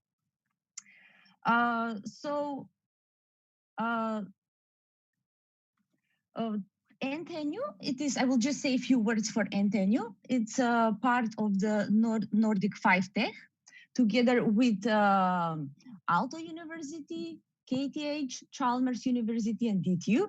And here you can see NTNU's location compared to Aalto University. And this photo is the photo from the main building. So yeah, this is just few words. The main offices of NTNU are in Trondheim, but we also have campus in Gjøvik that is further down. It's close to Oslo, and also in Ålesund. So let's start to talk a bit for 5G. So first we will revisit the history, the network evolution of cellular networks. We would like to see what has happened in the past decades.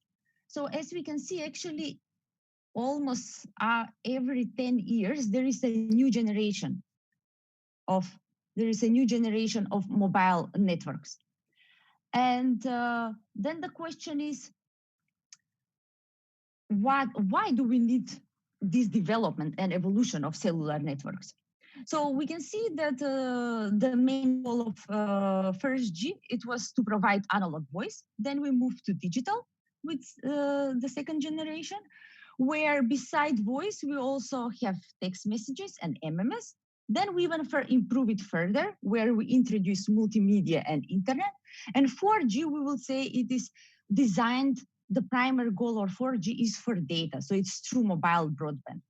Now we are talking about 5G, and actually in some parts we have 5G. Basically, it's more an update and improve of the spectrum.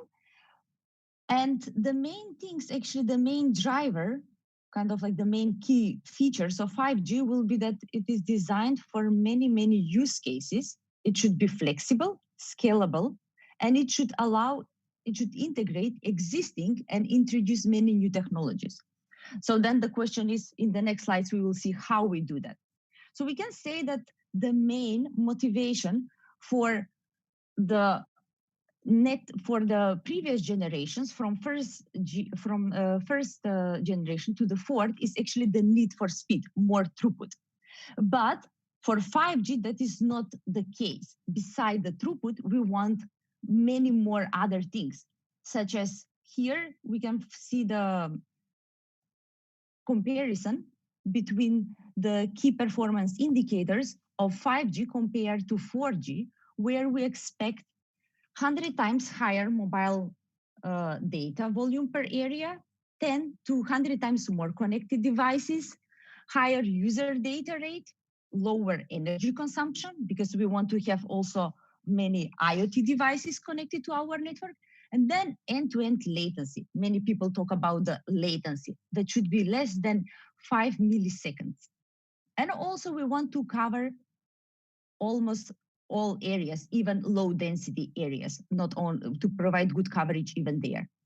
So I will just explain, because you have heard in many talks about the latency. So what do we mean with latency? For instance, if we take the example with tactile internet, where we have a really strict requirement on the latency, so that means that the time when the delay between the data that is generated and the sensor, and then it's transmitted through the network,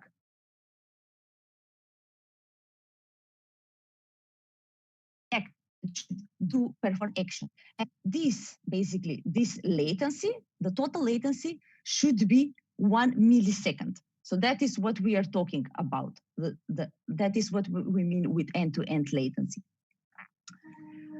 So then you may ask yourself, why do we need such high, extremely high values of throughput, low latency, and so on? Well, the main driver is actually because we want to have many, many different use cases. So it's not only the speed as we saw in the other generations, but here it's actually we want to make 5G a network for many different applications. And you heard different presentations for different use cases, different verticals, and we can, so just to kind of like sum it up, there are 3 main different categories in 5G, and all these should be provided over the same network. So this is a very important word, network. So they need to share the infrastructure.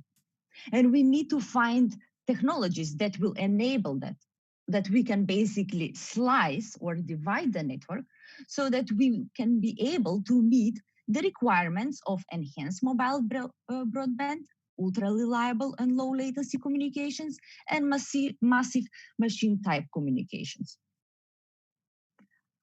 And as I said, you already covered some of these use cases. So basically, 5G is needed in order to enhance existing services, such as broadband. So we will have enhanced broadband communications, and also actually to support many new future services. And we can say that 5G definitely will be the heart of Industry 4.0. And basically, we will have it in every aspect of our life. So now the next question is actually how? How can we manage to put all these use cases on the same network and also meet so different requirements?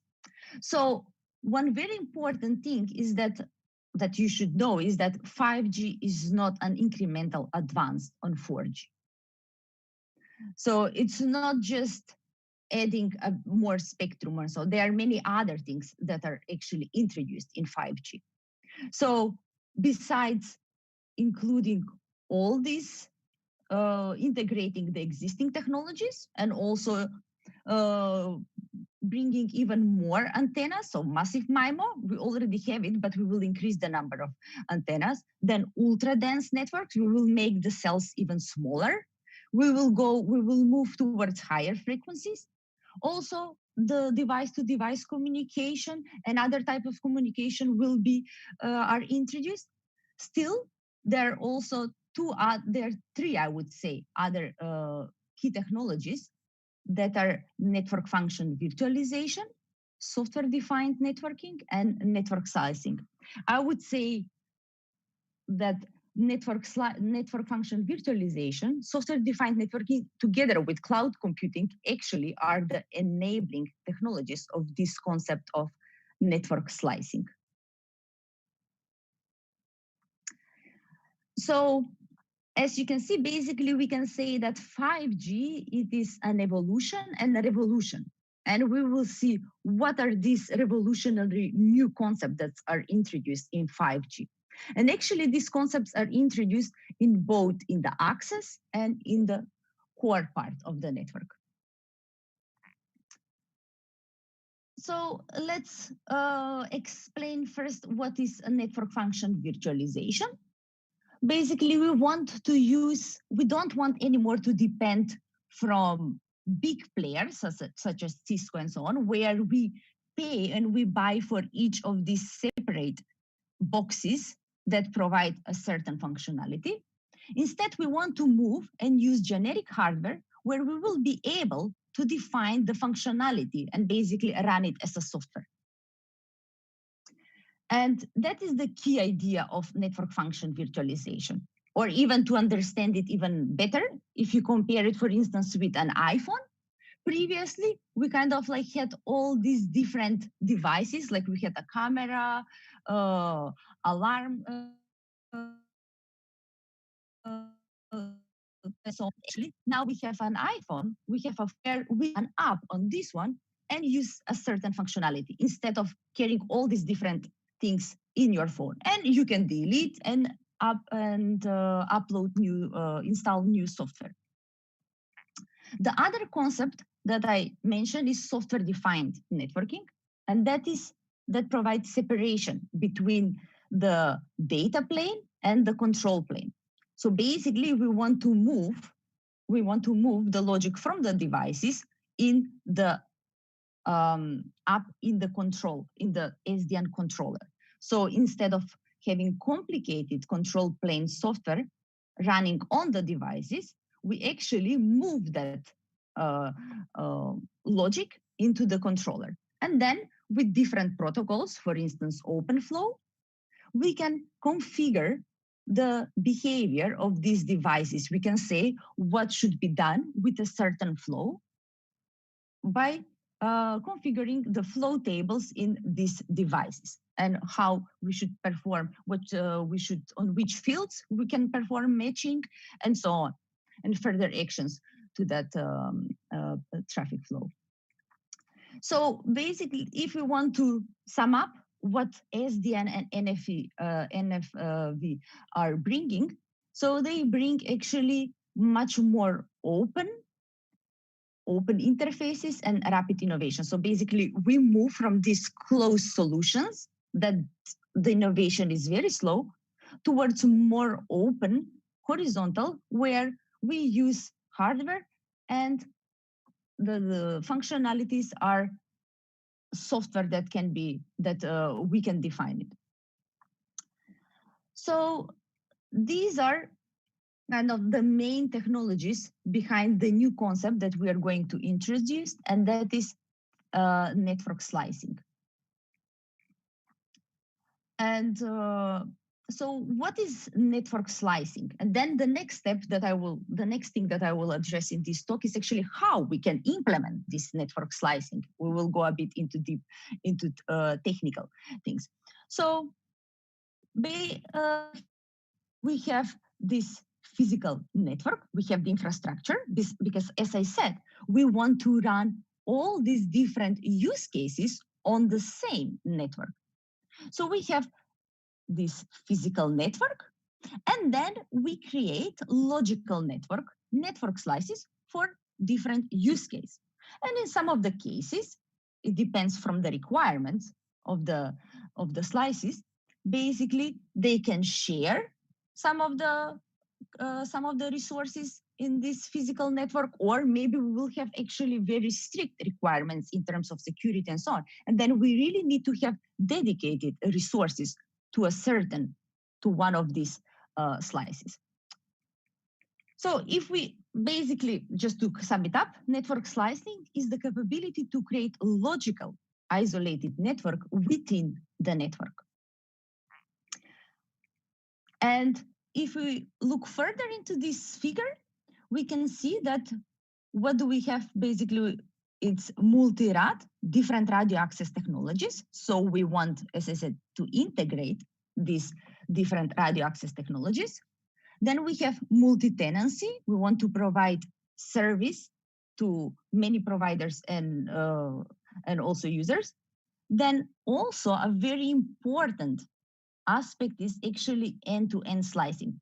So the slices we can only have in the radio, in the radio access part of the network, But in the most of the cases, actually, we want to have end-to-end slicing, where we can see that the slice actually goes cross-domain. So it is through the run part, through the transport, and through the core part. And that is what defines multi-domain support. So these are actually the features based that we want to have in our testbeds. I think someone is writing in the chat, so I will just try to.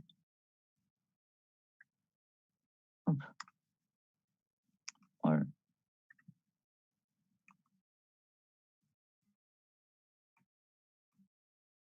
so about implementing. How can we implement these features? And here we really would like to use open source solutions. So as I show, the network slice, it's a dynamic entity and it has its own life cycle. So we have the preparation phase, and this is actually the part where that is called the life cycle of network slice. And in order to deal with such a life cycle, we need to introduce other elements in our networks. So I will just briefly say what happens in each of these phases. We have the preparation phase where we prepare the resources. So we want to check, we check what do we need, what type of, we do capacity planning, evaluation of the network slice requirements, and then we reserve these resources and we go to the next phase where we instantiate the network slice, and then we go into the operation phase where the different key performance indicators of the network slice are monitored and modification might happen. And in the end, if we don't want anymore to use this network slice, we just terminate it. So this is basically the life cycle of one network slice instance. So now the next question is actually, who is responsible for this life cycle? Because we need to have an entity that will take care of all these different steps. And there we come to the next thing, that is orchestration. So we need to have an orchestrator. And this is taken from the ETSI documents, where they define the network functions virtualization, management, and orchestration. So network function virtualization, management, and orchestration framework, where we can see three different elements. So the first one is the network function virtualization infrastructure, where there we host the virtual machines and the containers, and we connect them by virtual links. Then we have the VNFs, or these are the virtual network functions, basically the functionalities that we want a certain hardware that we have it here in the infrastructure to have. And we connect these virtual network functions into network services and network slices in order to form this end-to-end network slice. And also there is another element that is the MANO, so the management and orchestration. And this element is actually responsible for the life cycle of the network slice instances that I showed in the previous slide.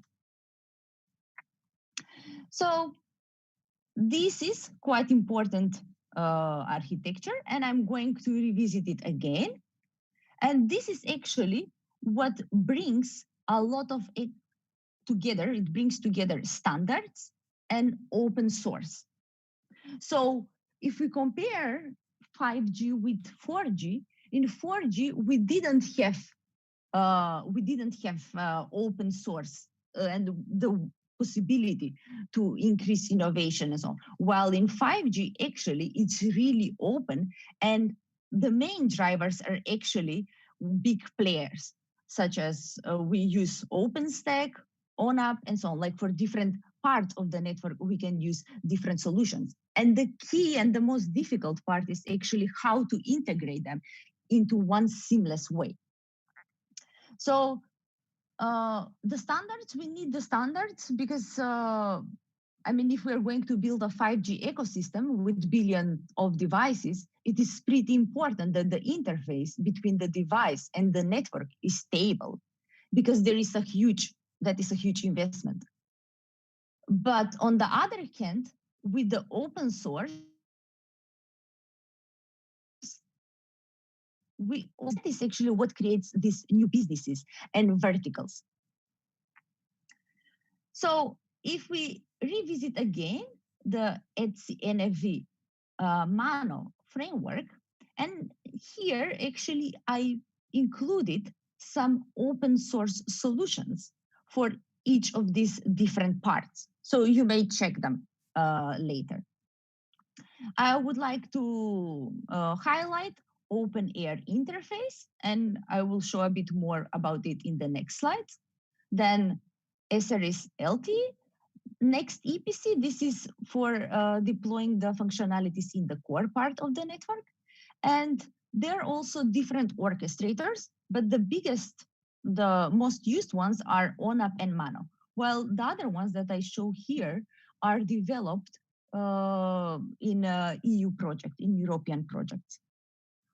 And as I said, we depend on cloud infrastructure, and OpenStack is widely used.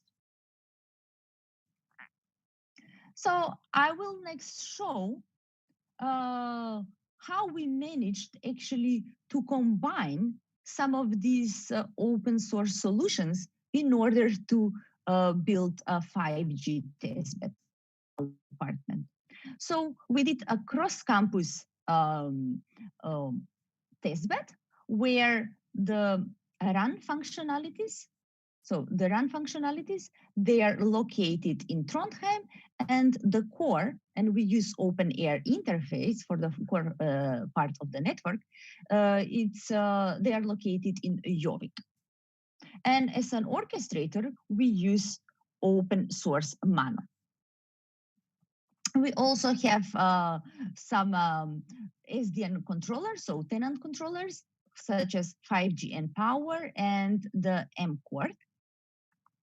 And we run it in OpenStack. So, and here it is a bit more detailed architecture. You can find more details in the paper.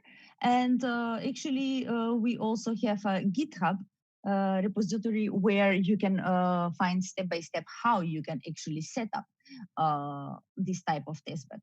What is, I would say, it is quite, it takes some time until you manage to integrate all these solutions. So the next thing that I will show is how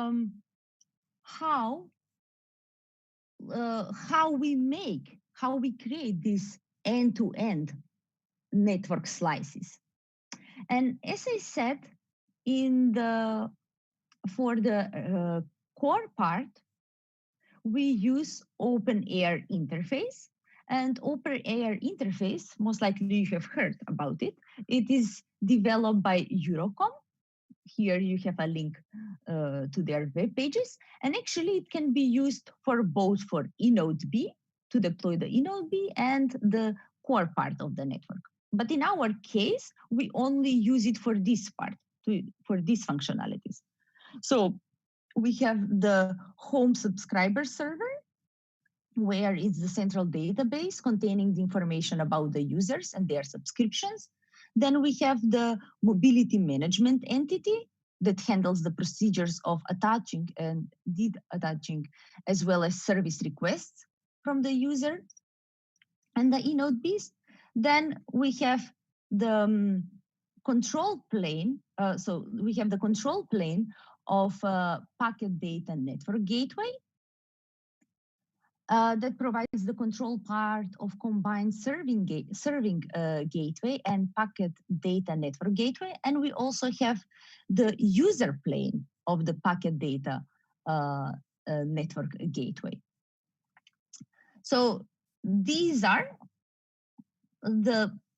I will focus in the next slides on this part where I show actually how this is done in order to have a network slice and to be able to orchestrate it with OSM as an orchestrator.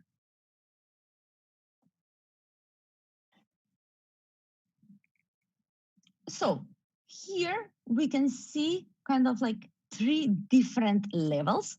The first level is the virtual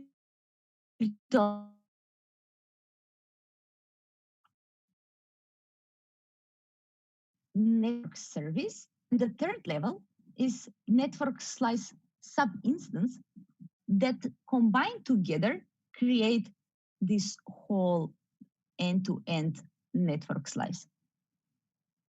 So these are quite, here we are going in details about how you would actually implement a network slice. So in order to do that, you need to introduce descriptors. So we need descriptor for the VNF, for the virtual network function, that contains virtual deployment units. So here, as you can see, if you only focus in this part, actually, you can see that we create virtual deployment units for each of the elements that I showed them to you here. So for each of them, we create the virtual deployment units, and they are all together put into a virtual network function descriptor. So this one here actually represents this one. So this is in the core part of the network, and we do the same for the radio part of the network. So we create 2 VNFs. Then the next level is actually where we create the network instance. So we have network instance descriptor that will connect these VNFs. And then in the end, we want actually to connect these 2 pieces together in order to create the whole slice. So basically, this is a bit of simplified. I mean, it is with details, but if you start to configure all these things, you need to configure many parameters and the connections, how they are connected and so on, the links. But these are the main steps into end-to-end slice creation by using OSM as an orchestrator so that you are actually able to orchestrate the life cycle of these network slices. So I think I will do this in the end of the presentation where I will show you, I will log in into OSM and I will show you actually how, as you can see, like how you can create these VNF packages and NS packages, and actually you can have different Vim accounts. For instance, we have 3 OpenStack. So as I mentioned previously, this is a really good for, if we break it into small pieces, we can give actually quite interesting master topics for master students. And that is what I have done with one of my master students who worked this semester on implementing actually VPN as a service in the framework that I showed you. And the idea is that actually we use OSM to do that.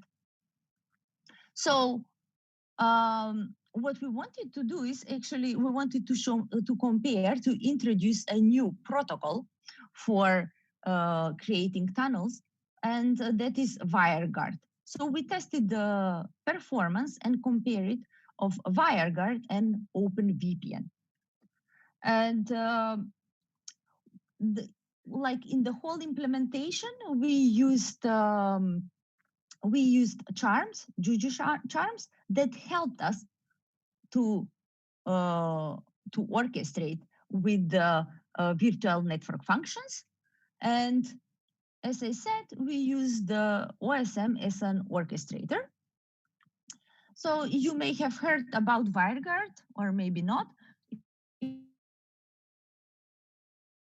is a relatively new protocol, IP layer, and the idea is to use it for, as I said, to create tunnels. So in this case, we wanted to create between the network functions secure channel. And this is very important if we think about slice isolation, because as I said, some of the use cases, actually, they have very strict security requirements, and we should dedicate resources only for them. And also we should make sure that no one else can access the traffic flows that are going through these network slices.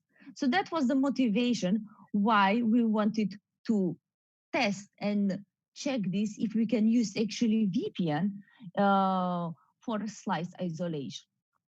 And the results, the initial results are quite promising. We can see that WireGuard performs much better in terms of throughput and latency compared to OpenVPN. And this is especially important if we go back to the first slides, where we saw that we have ultra reliable low latency. So the latency is very important. And also the throughput is very important for enhanced mobile broadband slices. So as I say, this is one example of what can be done into this type of testbed. And it can be very interesting for a student to work on this for one semester. The next thing, actually, so we are not the only ones who worked on small scale testbeds. Of course, there are many other small scale testbeds. And here I just provide an overview of some of them. So here you can see, like, I include the references, but actually the papers and so on, you can find them if you're interested. You can find them into this paper and read some small description for them. And if we go back to the previous slides, basically the features that I explained in them, that they need to provide SDN, NFV, cloud computing, then multi-domain. So these were kind of like the selection criteria based on which we tick the testbeds.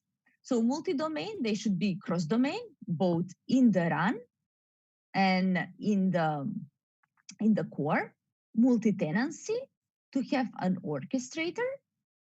Then we want to have different radio access technologies, and basically the end-to-end slices it is connected with this multi-domain, and we would like they to be open source, because that is the only way how actually someone else can use it and contribute to the community.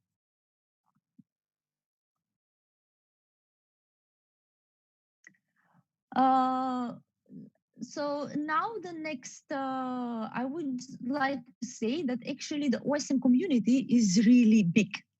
And as you can see, there are telecom providers such as Telenor, Verizon, Telefonica, but there are also many academic institutions and research institutions.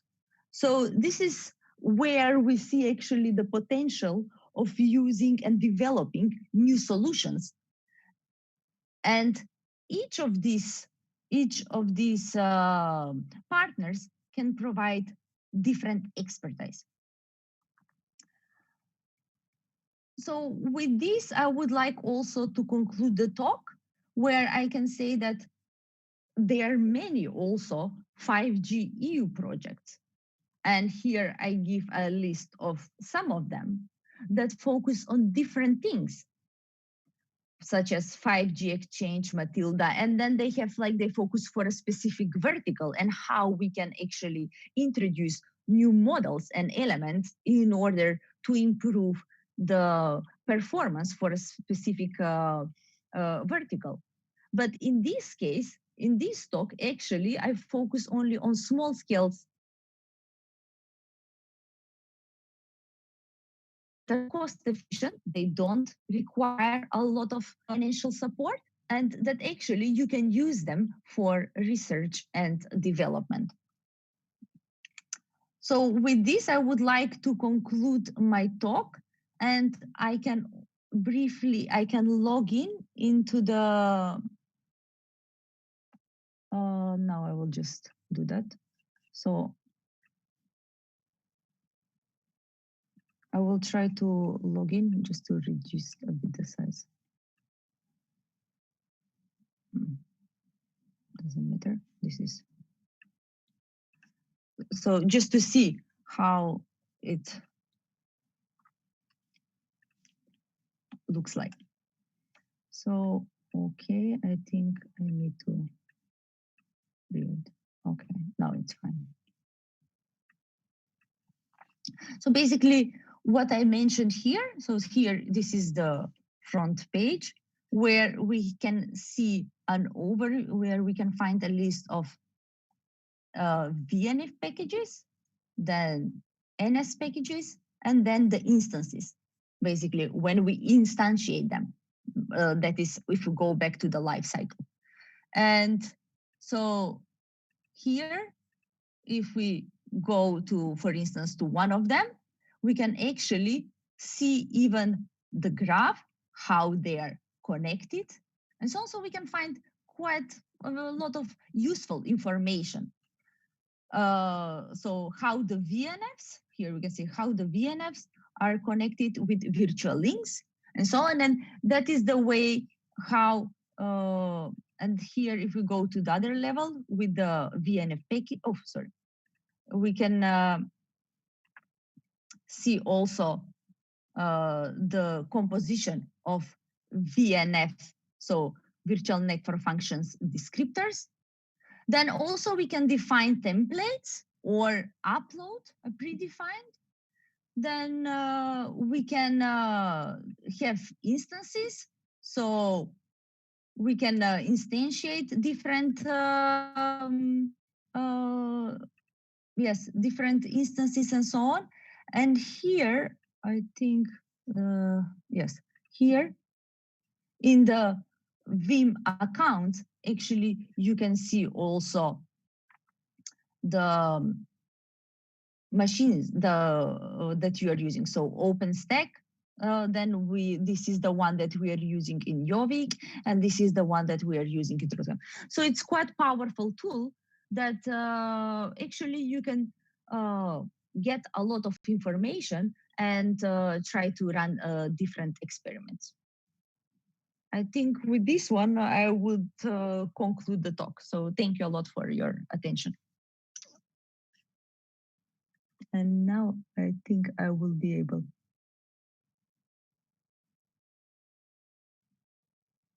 Okay, thank you for your comments. I mean, if you have some questions, just send me an email, and yeah, I will be glad to answer to your questions. And I will share the presentation with the organizers.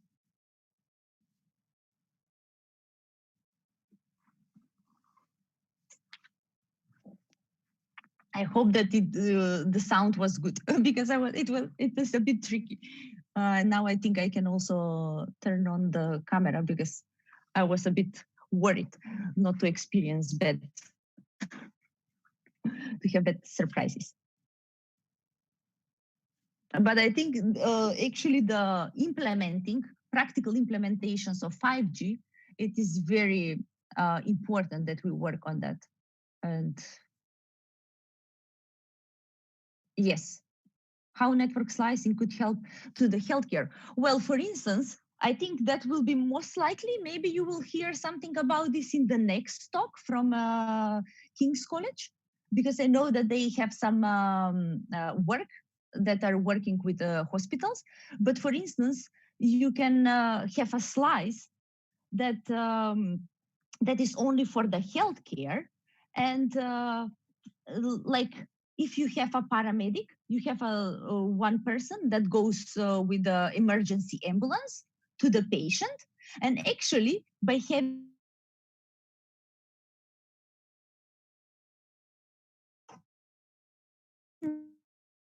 see what is going on and can give instructions to the person that is in the ambulance with the patient. Another option, it is also but I think that is still we need to do more improvements for that, is actually to use this tactile internet, even like to be able to remotely control the surgeries from somewhere else. And this will actually allow us to share the skills from everywhere, like from different countries, to make a surgeon from a different country can be able to perform a surgery on a patient that it's even in a different country. But I think still there is some way to go to be able to reach that and serve that use case. Yes, well, for the low latency, I think how we will solve that, definitely edge computing. So where we make the processing of the data. That is basically the solution for providing low latency. Okay, thank you. If there are more questions, just send me an email.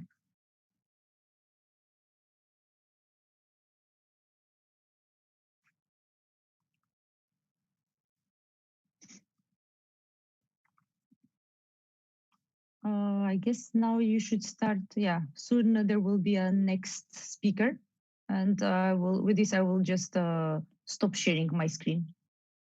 Thank you.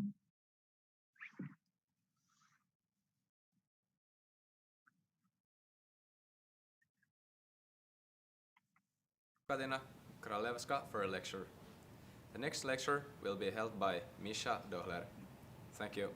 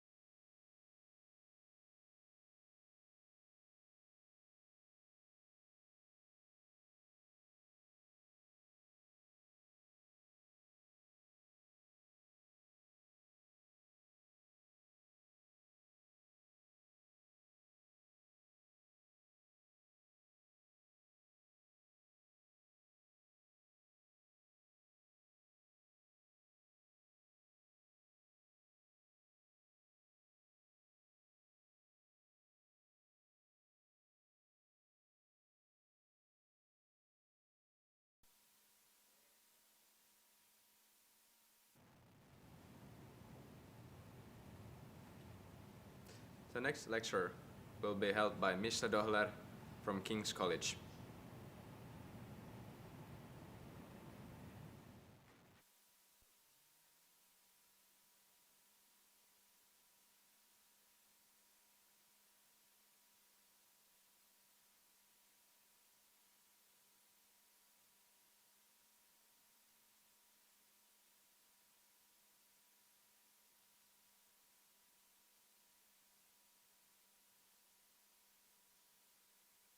Well, hello, good afternoon, everybody. You know, the internet has come a really long way. And if you think about it, it took us some 40 years to connect every single computer on the planet. But we are where we are today, billions of computers connected.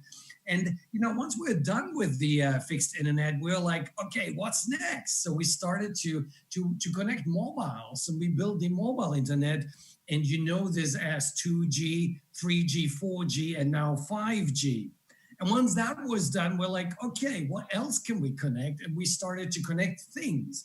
Think of sensors and actuators all around the world, trillions of devices, and we created the Things Internet, or the Internet of Things as we know it. Now, in 2014, I was kind of thinking, what's going to be the next internet after the Internet of Things?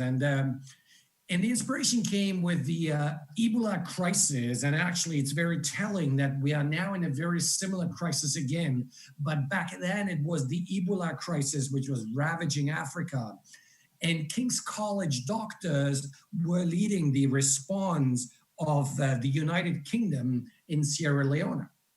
And the response we got from our doctors down there was very clear. They were saying, look, guys, we really need medical skills. And nobody dared to travel down there because everybody felt it is just really too dangerous. And I thought, you know, why don't we combine really powerful networks, put a little bit of edge robotics and AI in the mix, which was very popular back then already, and we built something which would allow us to virtualize medical skills. Nothing sophisticated, you know, just palpation, you know, you're taking the temperature, just a human being with a human being. And once this is up and running, I thought we could beam in essentially medical skills from anywhere in the world to Sierra Leone to help. And we were crunching this concept, and we realized actually, you know, we can do so much more with that. And, you know, once up and running, we could have people teaching other people how to dance, how to paint, you know, how to repair an engine. And, you know, I thought, you know, once this is up and running, we could literally democratize the way skills, physical skills are being transmitted over the internet. And I gave it a name, and I called it the Internet of Skills.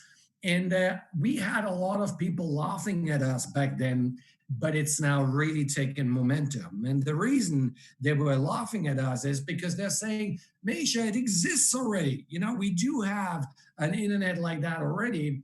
And what they were referring to was the Industry 4.0 movement. So you see that in the top left corner there, where you see the an Industry 4.0 slide. This is all about factory automation, loads of sensors and actuators in there. There's an edge cloud processing information in real time, is guiding the robot to very precision manufacturing. Yes, we had it already, but there's one problem. Actually, I had two problems in that figure. First problem is there's no human in there. So we're kind of building something which was really designed for machines. We're building essentially technology which would empower machines. We didn't really build technology which empower humans, and that's really what I wanted to do. I wanted to amplify your skills. If you're skilled in something, in painting as shown here, I want you to be able to teach that across the planet, right? So this human 4.0, as I called that, was really missing, and it's a substantial departure from the Industry 4.0 thinking. The second problem with the figure is that actually there's no internet there. It's an intranet. So if you look at Industry 4.0 manufacturing, digital transformation thinking, it is always a sensor in the manufacturing hall transmitting data to a cloud center, which is at the edge, so very close to the manufacturing hall, if not even in the manufacturing hall. It is doing the processing and then almost in real time firing back the instructions to the robots, right? So what you're doing is you're building an intranet. This is not a manufacturing hall, you know, talking to a supercomputer center on the other side of the planet. This is literally a very close geographic proximity. So essentially what we're building is an intranet, a local area network for the purpose of Industry 4.0. So I wanted to depart from these two things. I wanted to build something for humans, and I wanted to have a true internet, because it's the true internet which gives us that disruptive capability the internet has given us today. So we embarked on the, on the design of that, and it is essentially, something which the internet has gone through already. And I looked at the internet evolution over the last 40 years, and 40 years back, we started with proprietary technology, and everything was circuit switched. So in essence, if you wanted to make a video call, you could do that. But you had to use on both ends the same camera technology, the same kind of company. So it was Siemens to Siemens, okay? So that type of technology would work 40 years ago over a really shitty network. It wasn't even circuit switched, it was a hand switched often, right? And then we as a community went out and kind of disrupted the field for 40 years. A lot of stuff happened, but the two things which are worth outlining is we invented IP. So IP is the language which is spoken by every single machine today. And as long as your machine speaks IP, it can talk to any other machine. So if my small sensor speaks IP, then it is able to communicate to a supercomputer center in Australia, right? So it's all possible. And that kind of universal language was a real disruptor in design. And the other thing we did is, which people forgot, is we designed codecs, right? So a codec is a standardized way of compressing, transmitting, and decompressing information. And video codecs today allow me to take a video on my iPhone, right, and play it on my Dell computer. We couldn't do that 20, 30 years ago. So therefore, the introduction of IP and of the codecs was a real game changer to the internet as we know it today. Now, in the Internet of Skills, we are the same starting position as we were with the internet 40 years back. We do have Internet of Skills devices today. We do have devices where we can execute touch and robotic movement over distance. Now, the distance isn't very large, and the system is super proprietary, and it's bloody expensive. And one of them is shown here. It's a Da Vinci robotic surgery device, costs more than $1 million. But the doctor is actually not operating with the patient. It is operating at a haptic device, which is transmitting the muscle movement of the surgeon into robotic movements, and therefore the surgeon is able to operate the patient, which is often, not very far, 5 meters, and it has a lot of medical attention around this. But, we have decoupled essentially the skill set. So that's very important. Now, if I look at this, it's there, it's expensive, it's proprietary. What we need to do is, and I understood that in 2014, is to do two things. Improve the networks, because the network is not good enough, because as the surgeon cuts, the surgeon needs to feel essentially that he or she is coming close to an artery. Because if he or she doesn't know that, it is potentially cutting through. Now, I'm not a doctor, but we all understand that cutting through an artery is not a good thing, right? So therefore, action and reaction needs to happen within a few milliseconds. You can do that over 5 meters. You can do that maybe over 100 meters. But how do you do that globally at an internet scale? That was a big challenge, right? So how do you make this globally over the internet globally? So that's challenge number one. The networks needed to be rethought. Challenge number two is to introduce codecs. We simply needed MP3s for touch, right? MP3 for muscle movement. The last thing we wanted is that Siemens and ABB and all these companies invented their own kind of codecs, and it wouldn't work across the board. So we needed a standard here, which I co-founded as part of the IEEE initiative. So we're currently designing these MP3s for touch and muscle movement. So I figured if we have these two constituents, we can really get this up and going. We can really build an internet which allows us to essentially transmit skills remotely.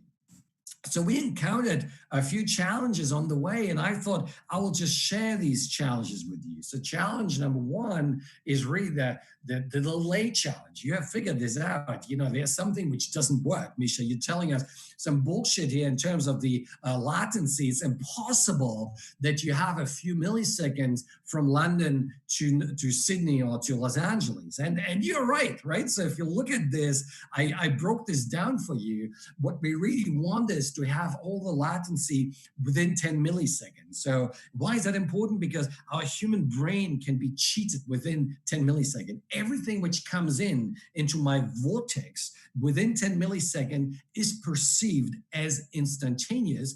And this gives us this feeling of immediacy, right? So you know I'm not with you because I am definitely more than 10 milliseconds separated from you. But, you know, if I stood in front of you, the optical signal would travel into your eyes, would be processed by your vortex very quickly, and you would have that feeling of immediacy. Now, that is one of the reasons why the eyes, interestingly, are very close to the brain, because our nerves are very slow. So the time it takes from me touching the end of my finger, traveling through all my arm up to my brain is about 120 milliseconds.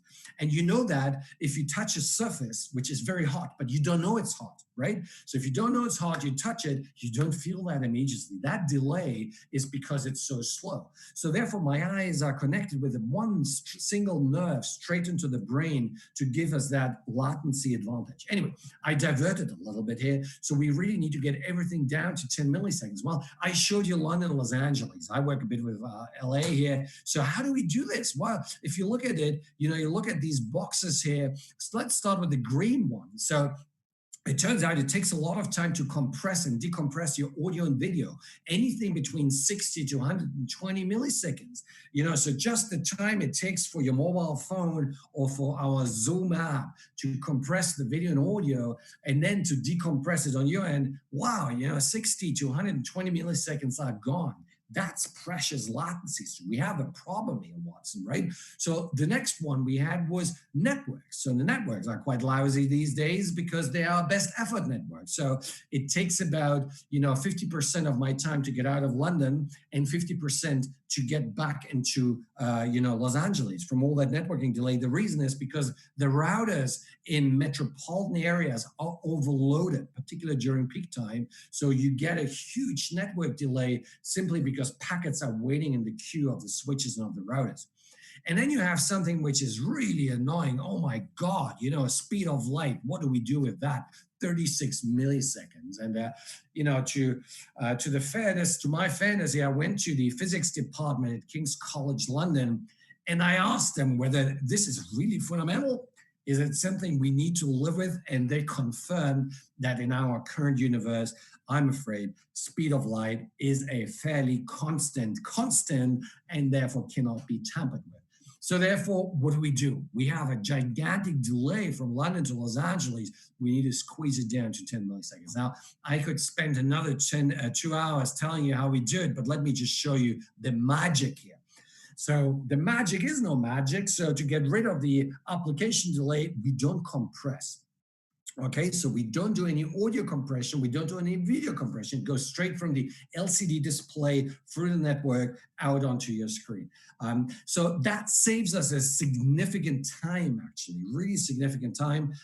But of course, you understand what before was a 10 megabit stream is now 100 megabit per second stream. What before was a 1 gigabit per second virtual reality stream suddenly becomes a 10 gigabit per second reality stream. So therefore, we have a trade-off here in terms of latency and bandwidth. And I challenge you to find a really good kind of trade-off on that Pareto curve to be able to kind of save our network bandwidth, but also give a low latency. So it's an open problem for you maybe as PhD students. Now, how do we get rid of the yellow boxes? We introduced softwareization, we introduced 5G, and we can introduce slices. These are highways which guide your packet straight from London to Los Angeles and back. And you know, when a packet hits a router, the router would know this is an important packet. I need to let it through. It's part of my slicing architecture, and therefore we get rid of these yellow boxes.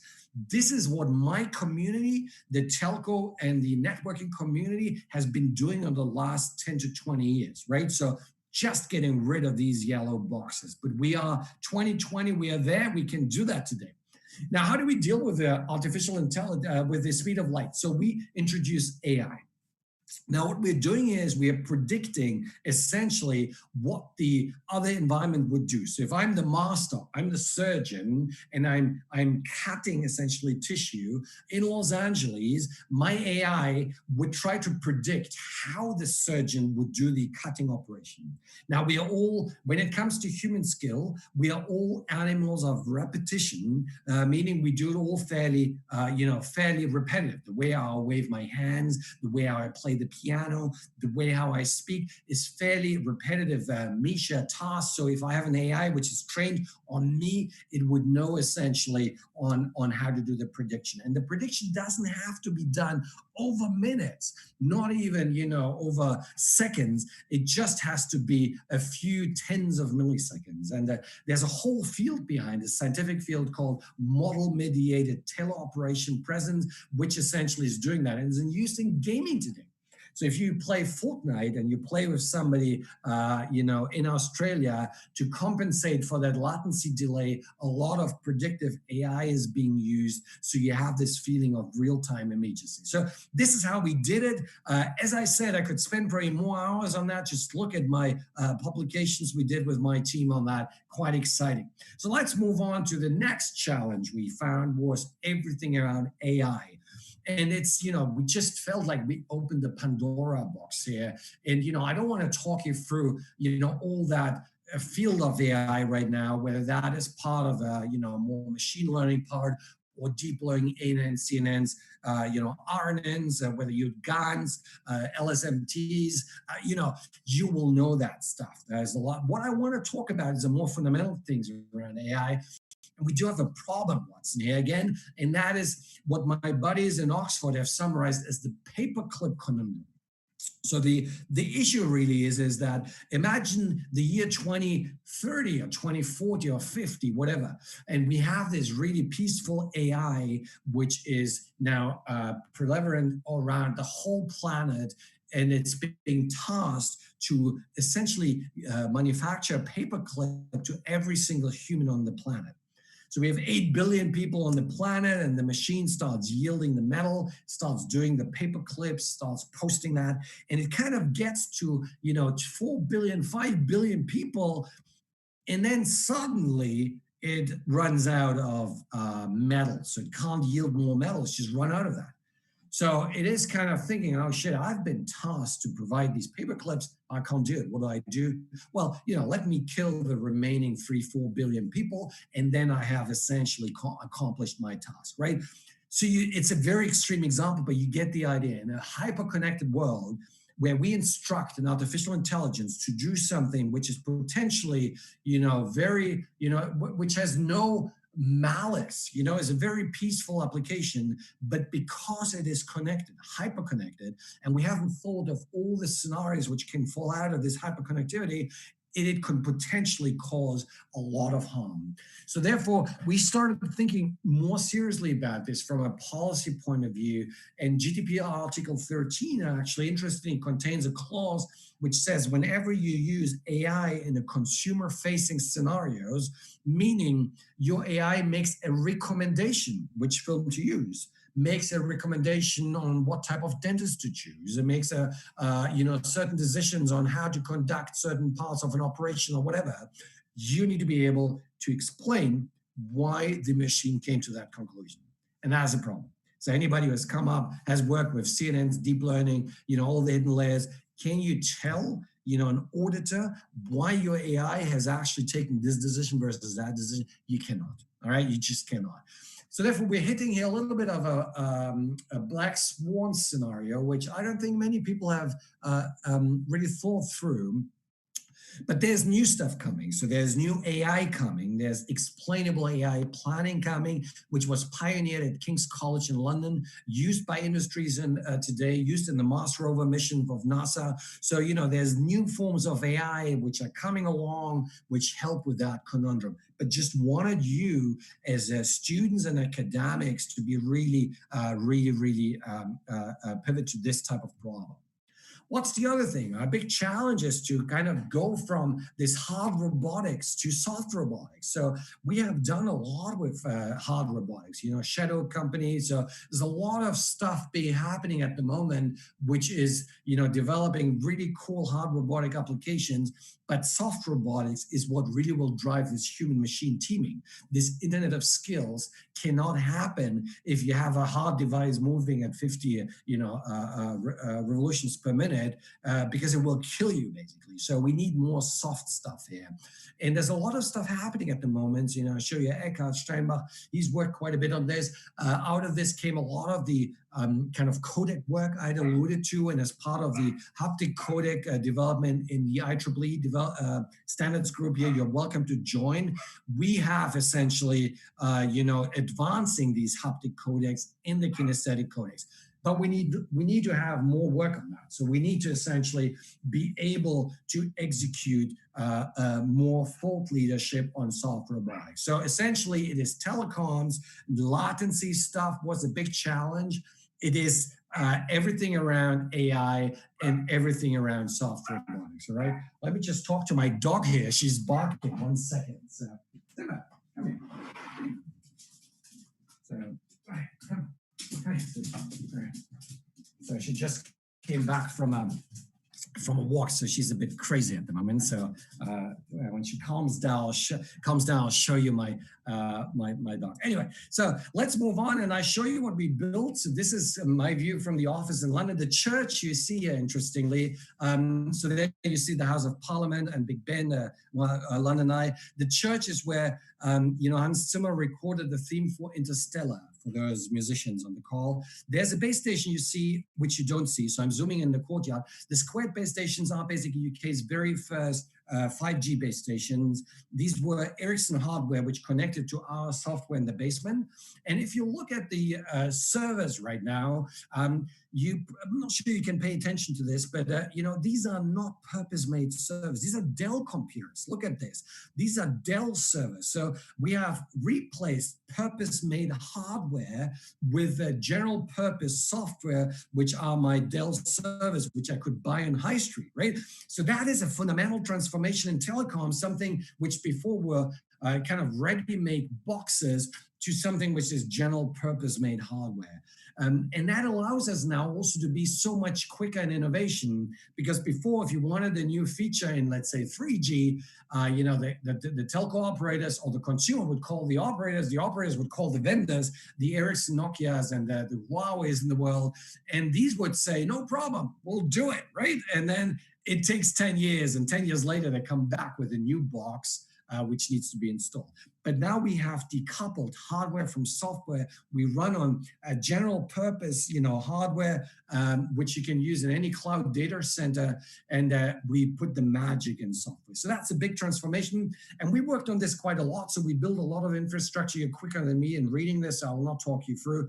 We build a lot of wireless infrastructure, a lot of supporting infrastructure. But of course, you also need an operating system on top, right? And that operating system in the telco world is called orchestration software. So we have two families. We have worked quite with open source Mano, but we've also used the other orchestration frameworks, ONAP specifically, which is very memory intensive, but very operational, came out of the Linux Foundation, AT&T. So I could spend another hour talking about this.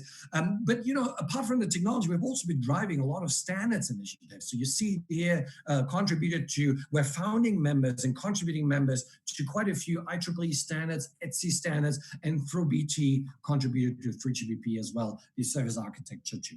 I spend a good time of my day also with policy discussions on Ofcom, which is our, so I'm on the advisory board of Ofcom, which is our regulator, talking a lot really about this digital transformation at national scale.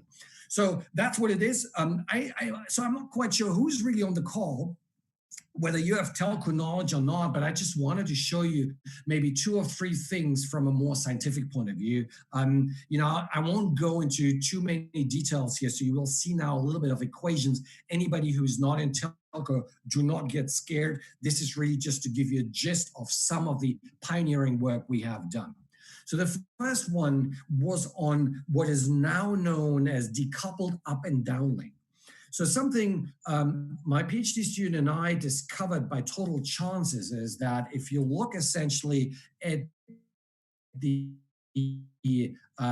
power levels of a macrocell and a microcell, and I'm not sure you can see my cursor, but essentially you see the dotted line here, which is a downlink, and the solid line, which is the uplink. And imagine my mobile phone is very close to the macrocell, so it would be somewhere here. So we have this type of downlink signal and this type of uplink signal. Now imagine I'm very close to a small cell here, which they are more and more in the heterogeneous development in 4G and 5G. I would have this type of uplink and downlink.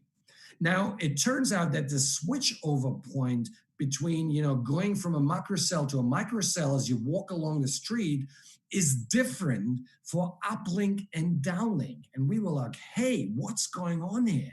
So in other words, as I walk down the street using my mobile phone, and I'm on my macrocell here in Kingston in London, walking along the street, and suddenly, it turns out that my uplink is requesting a handover to a small cell, which I walk into a shopping center as an example, much earlier than my downlink. Right? So we figured out if we decoupled up and the downlink, we would potentially get a substantial savings in, power, in energy consumption, in data rate, in reliability. So there's a lot of stuff we can do. And we started to test this out essentially run simulations. We ran simulations, we did the theory and figured out that indeed, if your up and downlink is decoupled in certain zones, you get massive improvements on reliability. That led into some significant standards work as well, and is now known as a decoupled uplink downlink architecture. So that was pioneered by us, by a wider team. The other thing we pioneered really is to virtualize 5G. So this is stuff we've done, donkeys years back. We have essentially looked at how can you package, the 5G software onto VMs. So VMs are virtual machines. Why do we like VMs? Is because we can rump them up and down as we like. So if you don't need a certain functionality, then you can just shut down the virtual machine because you don't need it. So you don't pay electricity, you don't pay any cost on that networking cost. So therefore, that whole software thinking, which I alluded to before, needs to be somehow carried out through virtual machines. And the big problem with VMs is, particularly if you work with software packages like VirtualBox and all that, the Oracle software, you essentially realize it's very slow. So how do you get the latency down to the levels we need? So Frank Sarius, who was my chief architect back then, he really came up with super cool solutions, which works quicker than the Linux kernel. So if you look at the latency virtual machine to virtual machine over possibly a 5G network, we were quicker than the Linux kernel, 150 microseconds. So that would take into account a 114 microsecond link, which is essentially, latency in the VMs. And you have a twice forth and back 18 microseconds due to the numerology. We used a very high 3GPP numerology, which you only find in millimeter wave. Putting it all together, we got a virtual machine to virtual machine comms link, which was super stable, very low latency. So really interesting what we pioneered there. The other thing we did is with a wider team, was anything around, just ripping apart the whole telco infrastructure. So, because currently everything sits either very centralized all together as a monolithic package at the edge. So let's say in a shopping center in Kingston. We said, hey, what if we had the mobility function in, let's take, in London, and the actual mobility happening in Edinburgh, right? So we completely decoupled the functional architecture of 3GPP, not only logically, but also physically. So this distributed neutral host concept is something we have been experimenting for years now, and we actually executed that together with the University of Edinburgh, and Frank really was instrumental of doing that within King's College London. So we did all that, pioneered really this whole distributed neutral host from an implementation point of view. Many more things. I don't want to bore you with too much technology. Let's move on to some more exciting things. What do you do with that stuff, right? So people, particularly in my center, folks spend a significant time on the desk doing research, which is quite exciting to some, but others would like to see more. What do we do with that? I call that giving technology a soul, right? So we work a lot on the hard stuff, on the boxes and the software technology, but giving it a soul is something which I think we should be doing more because it's so exciting. What does it mean? It means actually going out to the industries, to the artists, to consumers, and ask them, hey, if you had 5G capability, or if you had 6G capabilities, that's what I would ask today, what would you do with that, right? And the majority of time you get a blank stare because nobody would even consider that. But I was very tenacious with that. And 2014 is probably the first one who started with that very close co-design around the world, really trying to ask industries, what would you do with 5G if you had 10 millisecond latency, if you had a huge bandwidth, if you had, very flexible edge compute and virtual machines, and now we call that, microservice architecture powered by Lambda functional architectures, things has moved on, but what could you do with that? We asked this to doctors, we asked it to artists, and these are the answers. There's so much more to show you, but I don't have a huge amount of time, so I'll just show you a few of them. So one of that we did is in transport. So we started to engage with the transport ecosystem, TfL, Middlesex University, and we looked at it. And when it comes to 5G, everybody talks about using 5G to do connected cars, to provide safety and all that. And actually, this is all bullshit, really, if you think about it, because the name autonomous cars is actually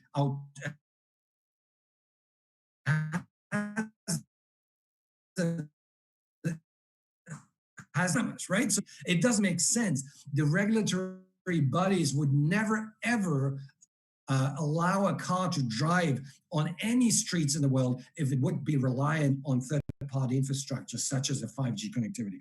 So I figured very quickly, this is not the story which needs to be told. What I figured out is that if we really go self-driving cars one day, imagine the year 2030, everybody is driving self-driving cars. Well, you don't have that driving experience anymore. Now, anybody who's a driver, that you're really focused on the road. You like it. You like to chase the other drivers. It's a race. It's a race for lanes. It's a race for parking spots. It's war out there on the cities and highways. So therefore, you take this away, people will be bored. What do you do with 4 billion bored drivers, okay? So therefore, we started to work on this concept, what I call office on wheels or living room on wheels. How do you bring the whole entertainment you currently enjoy in your living room or your whole office experience into your driving cars? And this is where 5G is really instrumental. Edge cloud, moving edge cloud and all that. That is the big game changer here, which really people need to think of. So that's what we've been doing for years now. Another really exciting one we did with transport. So Dr. Mahmoudi, my academic colleague here at King's, was driving that. Super exciting, and that really fits into this my vision of the Internet of Skills.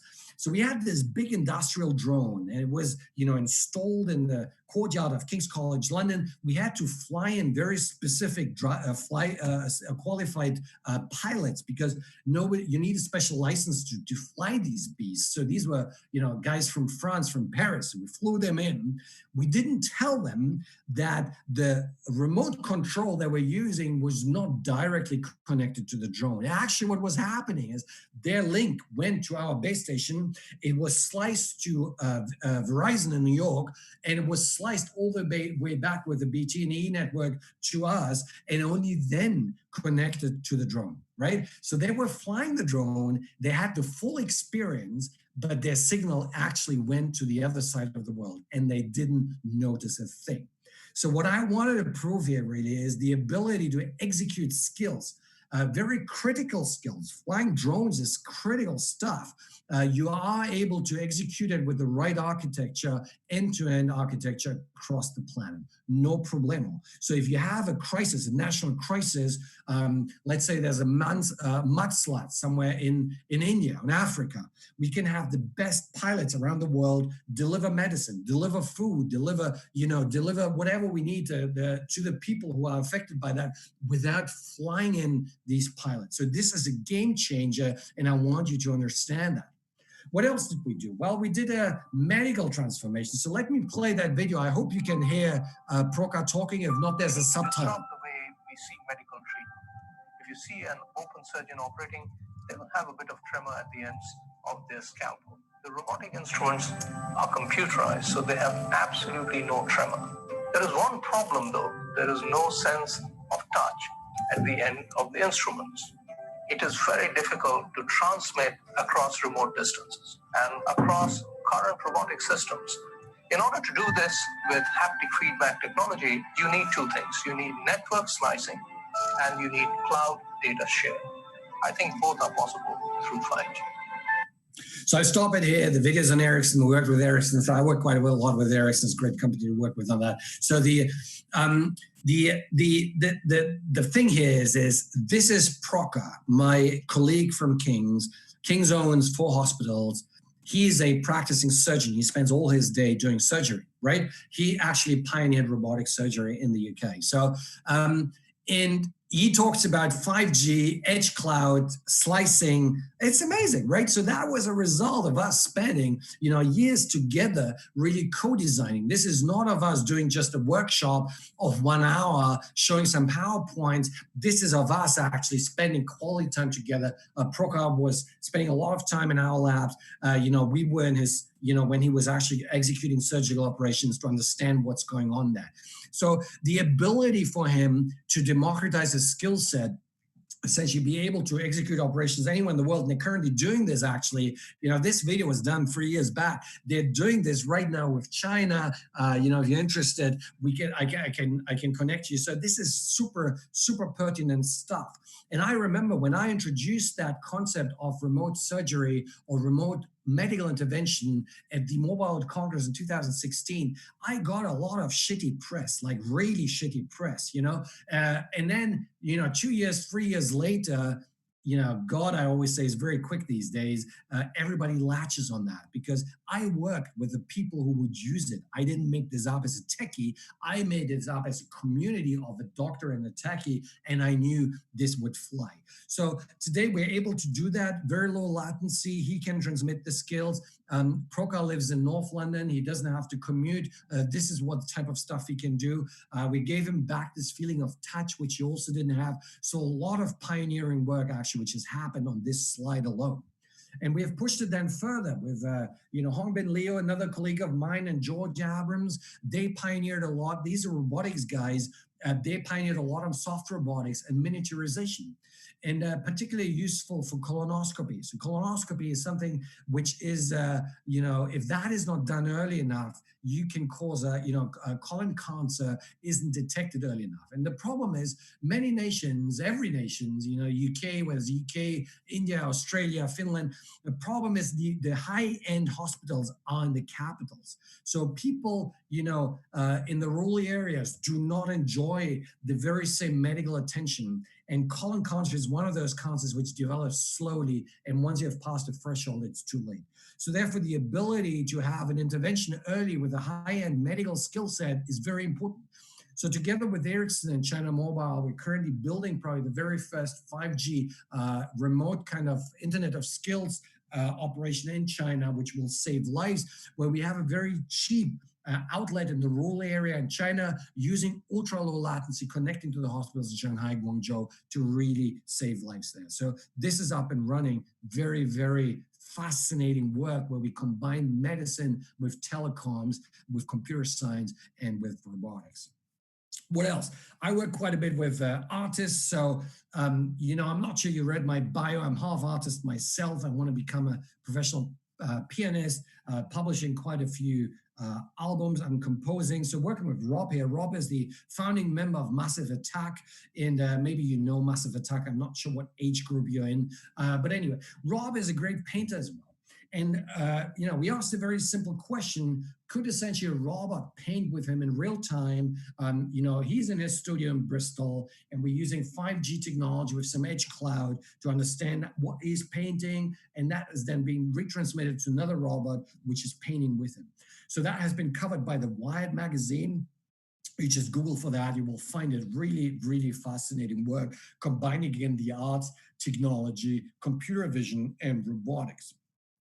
Another thing we did with Los Angeles, so the guy you see, not this guy, the other guy you saw is Peter Gold. He is #2 DJ in the world after Deadmau5. I'm not sure how much into clubbing. I suspect you can't go dancing a lot these days. But essentially, we had him projected on a hologram. He was DJing in Avalon, which is a big club in Los Angeles. We connected him to an adjacent club in West Hollywood, projected him on a hologram. And of course, you don't need 5G technology to do that because it's only one way. Where you need 5G is where you actually project the dancing crowd back to Peter. So he had to adjust the BPMs, the beats per minute of his music, to both the crowd he saw in front of him, as well as the crowd which came digitally in from the West Hollywood club. And that became a very big challenge. It's a control loop challenge. Again, anything below 10 milliseconds needs to go. And I realized actually what we do is going beyond, you know, holographic reality or augmented reality, virtual reality. What I was building here is a new thing. I gave it a name. I called it synchronized reality, because we are really synchronizing different realities, 2 or 3 realities. That's what 5G can do with this level of immediacy. So it's quite an exciting development really here. So take this away, I think 5G and all that can really deliver this synchronized reality. What else? Something else, you know, if you are a Massive Attack fan and you happen to have been to his concerts, you will have seen some of these GANs working their magic on screen, on stage.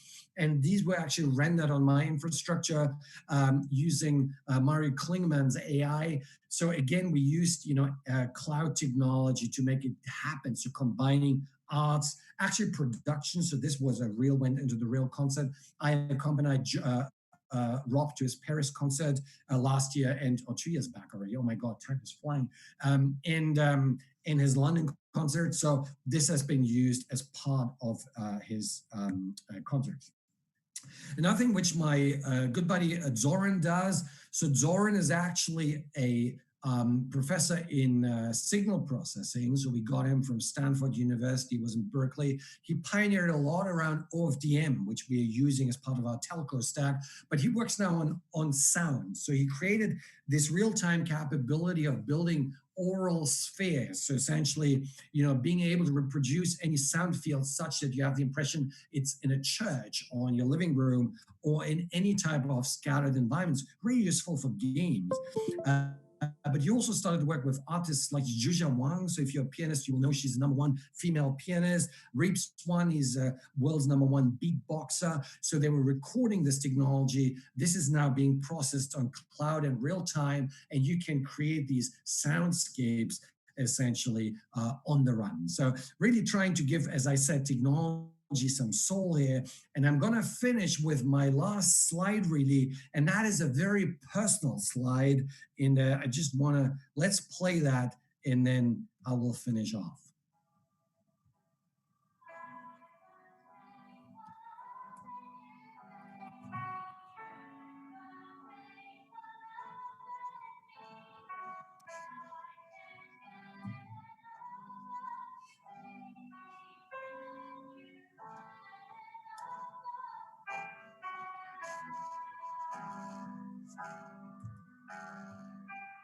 Okay, so I'm not sure you know this song. So, normally if I'd be live in front of you, I would query you. But some of you may know that the original song is a Kiss song from the rock band Kiss.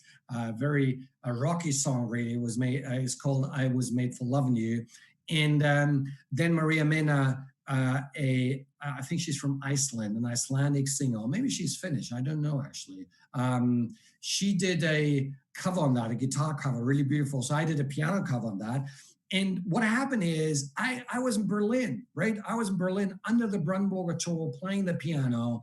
And the lady you see there the young lady was in London. She was on, in the Guildhall. And the Guildhall is a very historic kind of built or venue close to St. Paul's Cathedral, and it's UK's oldest entertainment venue. So the Romans brought that 2,000 years back into the UK, and so we thought of combining ultra latest technology with very historic type of kind of venue, and we put Noah there. So Noah, we're very privileged to have her. So she sings before the crisis. She sang quite a lot in the Royal Opera House. She also sang with Madonna. If you're into Madonna, she sang on Madame X on a few songs. Madonna released an album last June, so she was on there. And incidentally, now not wanting to show off too much, incidentally, she is also my daughter, right? So she's my older daughter, and we were able to practice a lot. But we were able on this evening to actually connect to a level of immediacy which I did not expect. So we had done quite a bit of, Skype sessions, and you probably, if you're a musician, have done a bit of Skype and Zoom, but you always feel the other musician is very far. Now, with our 5G technology, very low latency codecs, which were developed by Alex, a friend of mine in Germany, put it all together. Suddenly, we had an ultra low latency system, which brought Noah and me together, even though we were 1,000 kilometers separate. And it was so emotional that whilst I was playing, I really struggled not to cry that night, because it really felt Noah was just next door to me, okay? So this is one of the really amazing features of technology coming. I thought I gave you a good overview what we can do with 5G. What's my vision around this Internet of Skills and 5G, how it fits in there, and really how the future looks like. And the one thing I really want you to take away with, don't shy away from combining your tech world with what I call this giving the technology some soul. I leave you with that. And I'm not sure what questions are planned, but that's the end of my presentation. Thanks so much. If you're in London after the crisis, come and visit me. Not all at once, of course, but this is the view from my office from Bush House. So I'll leave it with that. I stop sharing now, and thanks for your attention.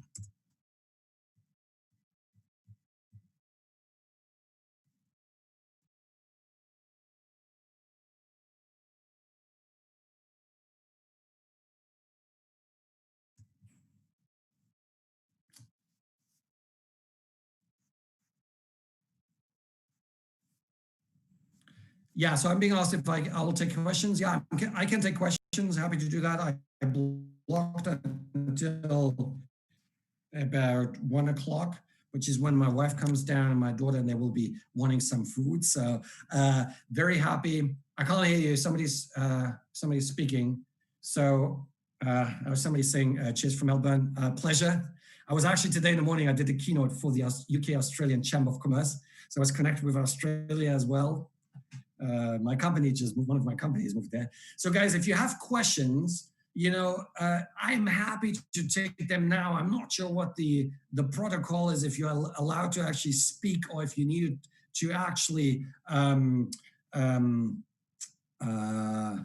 into the chat. So I'm just seeing, did you have a role in Amazon's uploaded? No, I didn't. Okay. Any other questions? Anything you guys would like to get answered? If not, we call it a day. And you can go for lunch, and so can I. Yeah, you can post in the chat. I'll wait a bit, so I'll be very patient here.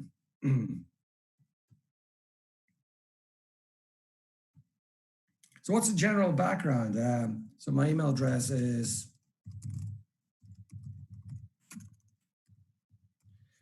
And I'm not super quick on email because I get quite a, sorry, I need to send this to everybody. Okay, my email is mischa.kcl.ac.uk. Okay, and I'm much quicker on WhatsApp. So if you want to send me a WhatsApp, you can do that as well. Right, so here you go. I hope this has gone out. Yeah, okay.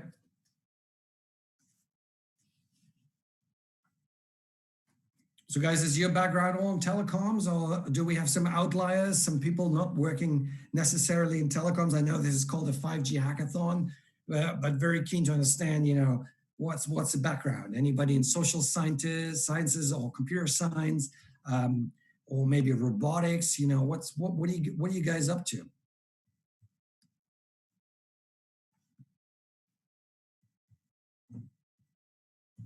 All right, Stephen, robotics and IT, very exciting. Melbourne, Philip is high school students, so I hope you're going to join one of the universities there. You've got quite a few good universities in Melbourne. So very different backgrounds, okay. That's good, that's the right thing to get the hackathon going and get this cross-fertilization going, right? So solving climate change, brilliant. ICT, ISK and Turco, very good. Security is great. Forestry management, now this is so cool. Smart cities, brilliant. Yeah, okay, so there's cryptography, great stuff. So it's a really good mix here, guys. So, you know, you should definitely spend a good time together. The question of Vinet, who asked a good question on 5G.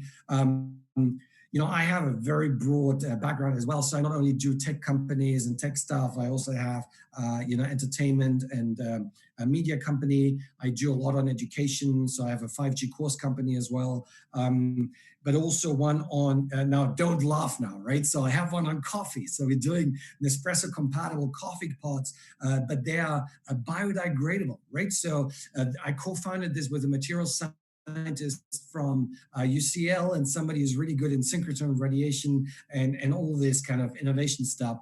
And we started this company, and because I see people now is really on not only on innovation, tech innovation, but also on sustainability. So that's a company we started as, going really well. So if you guys are running out movingbeans.com, you happen to be in we open movingbeans.com.au for all our Australian friends down there. So let me come now to the question which we need asked about the implementation of 5G. Yeah, so as you can imagine, it's quite a long transformation for operators to really buy into this fully softwareized type of, for the softwareized infrastructure. So it will take time, okay?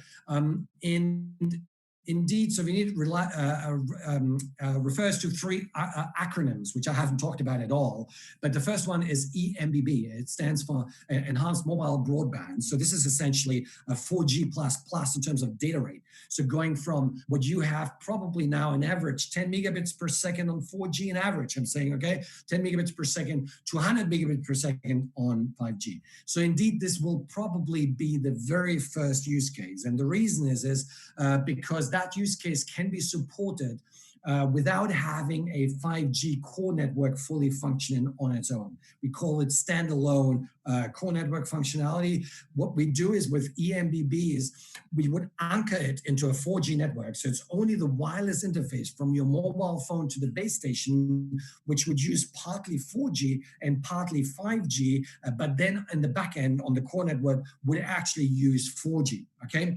So you can do the broadband through the interface, but you can't do the sexy stuff like URLCC, which I'll come to in a moment.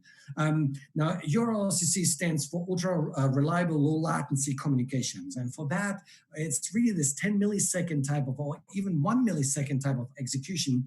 You need a 5G core network. So we need to wait for a transition to happen from something which is a hybrid 4G, 5G to a truly 5G system, right? So, and we call that the transition from, 3GPP, and the ITU has options called option 3 to option 7. That's what we need to do essentially. And that's a very industry specific answer. And it will take a while. So some countries will do it quicker. Particular Asian countries probably will execute this really, really quickly. I know that China is fully on it, Japan and South Korea. Some operators in the United States, Europe hopefully will catch up very, very quickly. We'll see how it goes, but it will take time. So I think, really large scale deployment 5G, so you can build a business on that. It will take another 5 years, sadly. We have 5G in the UK, so we have it now across all our 4 operators, and it will take, so we have it today in hotspots in London. I can use it on my 5G phone, no problemo. But as I go out into the rural areas and to some of the cities, I cannot. So therefore, 2 years to get it kind of adopted, early adopted, good coverage, 5 years to get it really up and running. And hopefully in 10 years time, we're gonna have 6G, and hopefully we're gonna get rid of the whole notion of G. So I have a whole other keynote on can we get rid of this notion of G. Anyway, I'll leave it with that. I'm not sure if you have any other questions. If not, very happy to call it a day. You guys have been a great audience, even though I haven't met everybody here. Nikolai Krupin says he has been a transport engineer. That's great. All right. Okay.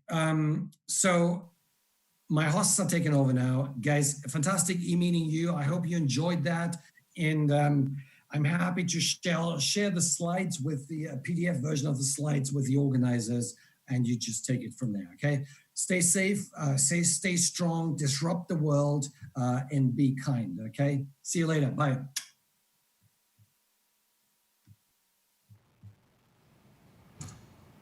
Thank you, Mischa Dohler, for an interesting lecture. Day 9 is now coming to its end, and tomorrow is time for final pitches. We will send you the wrap-up email and inform you about few important matters of the lecture. Thank you, and see you tomorrow.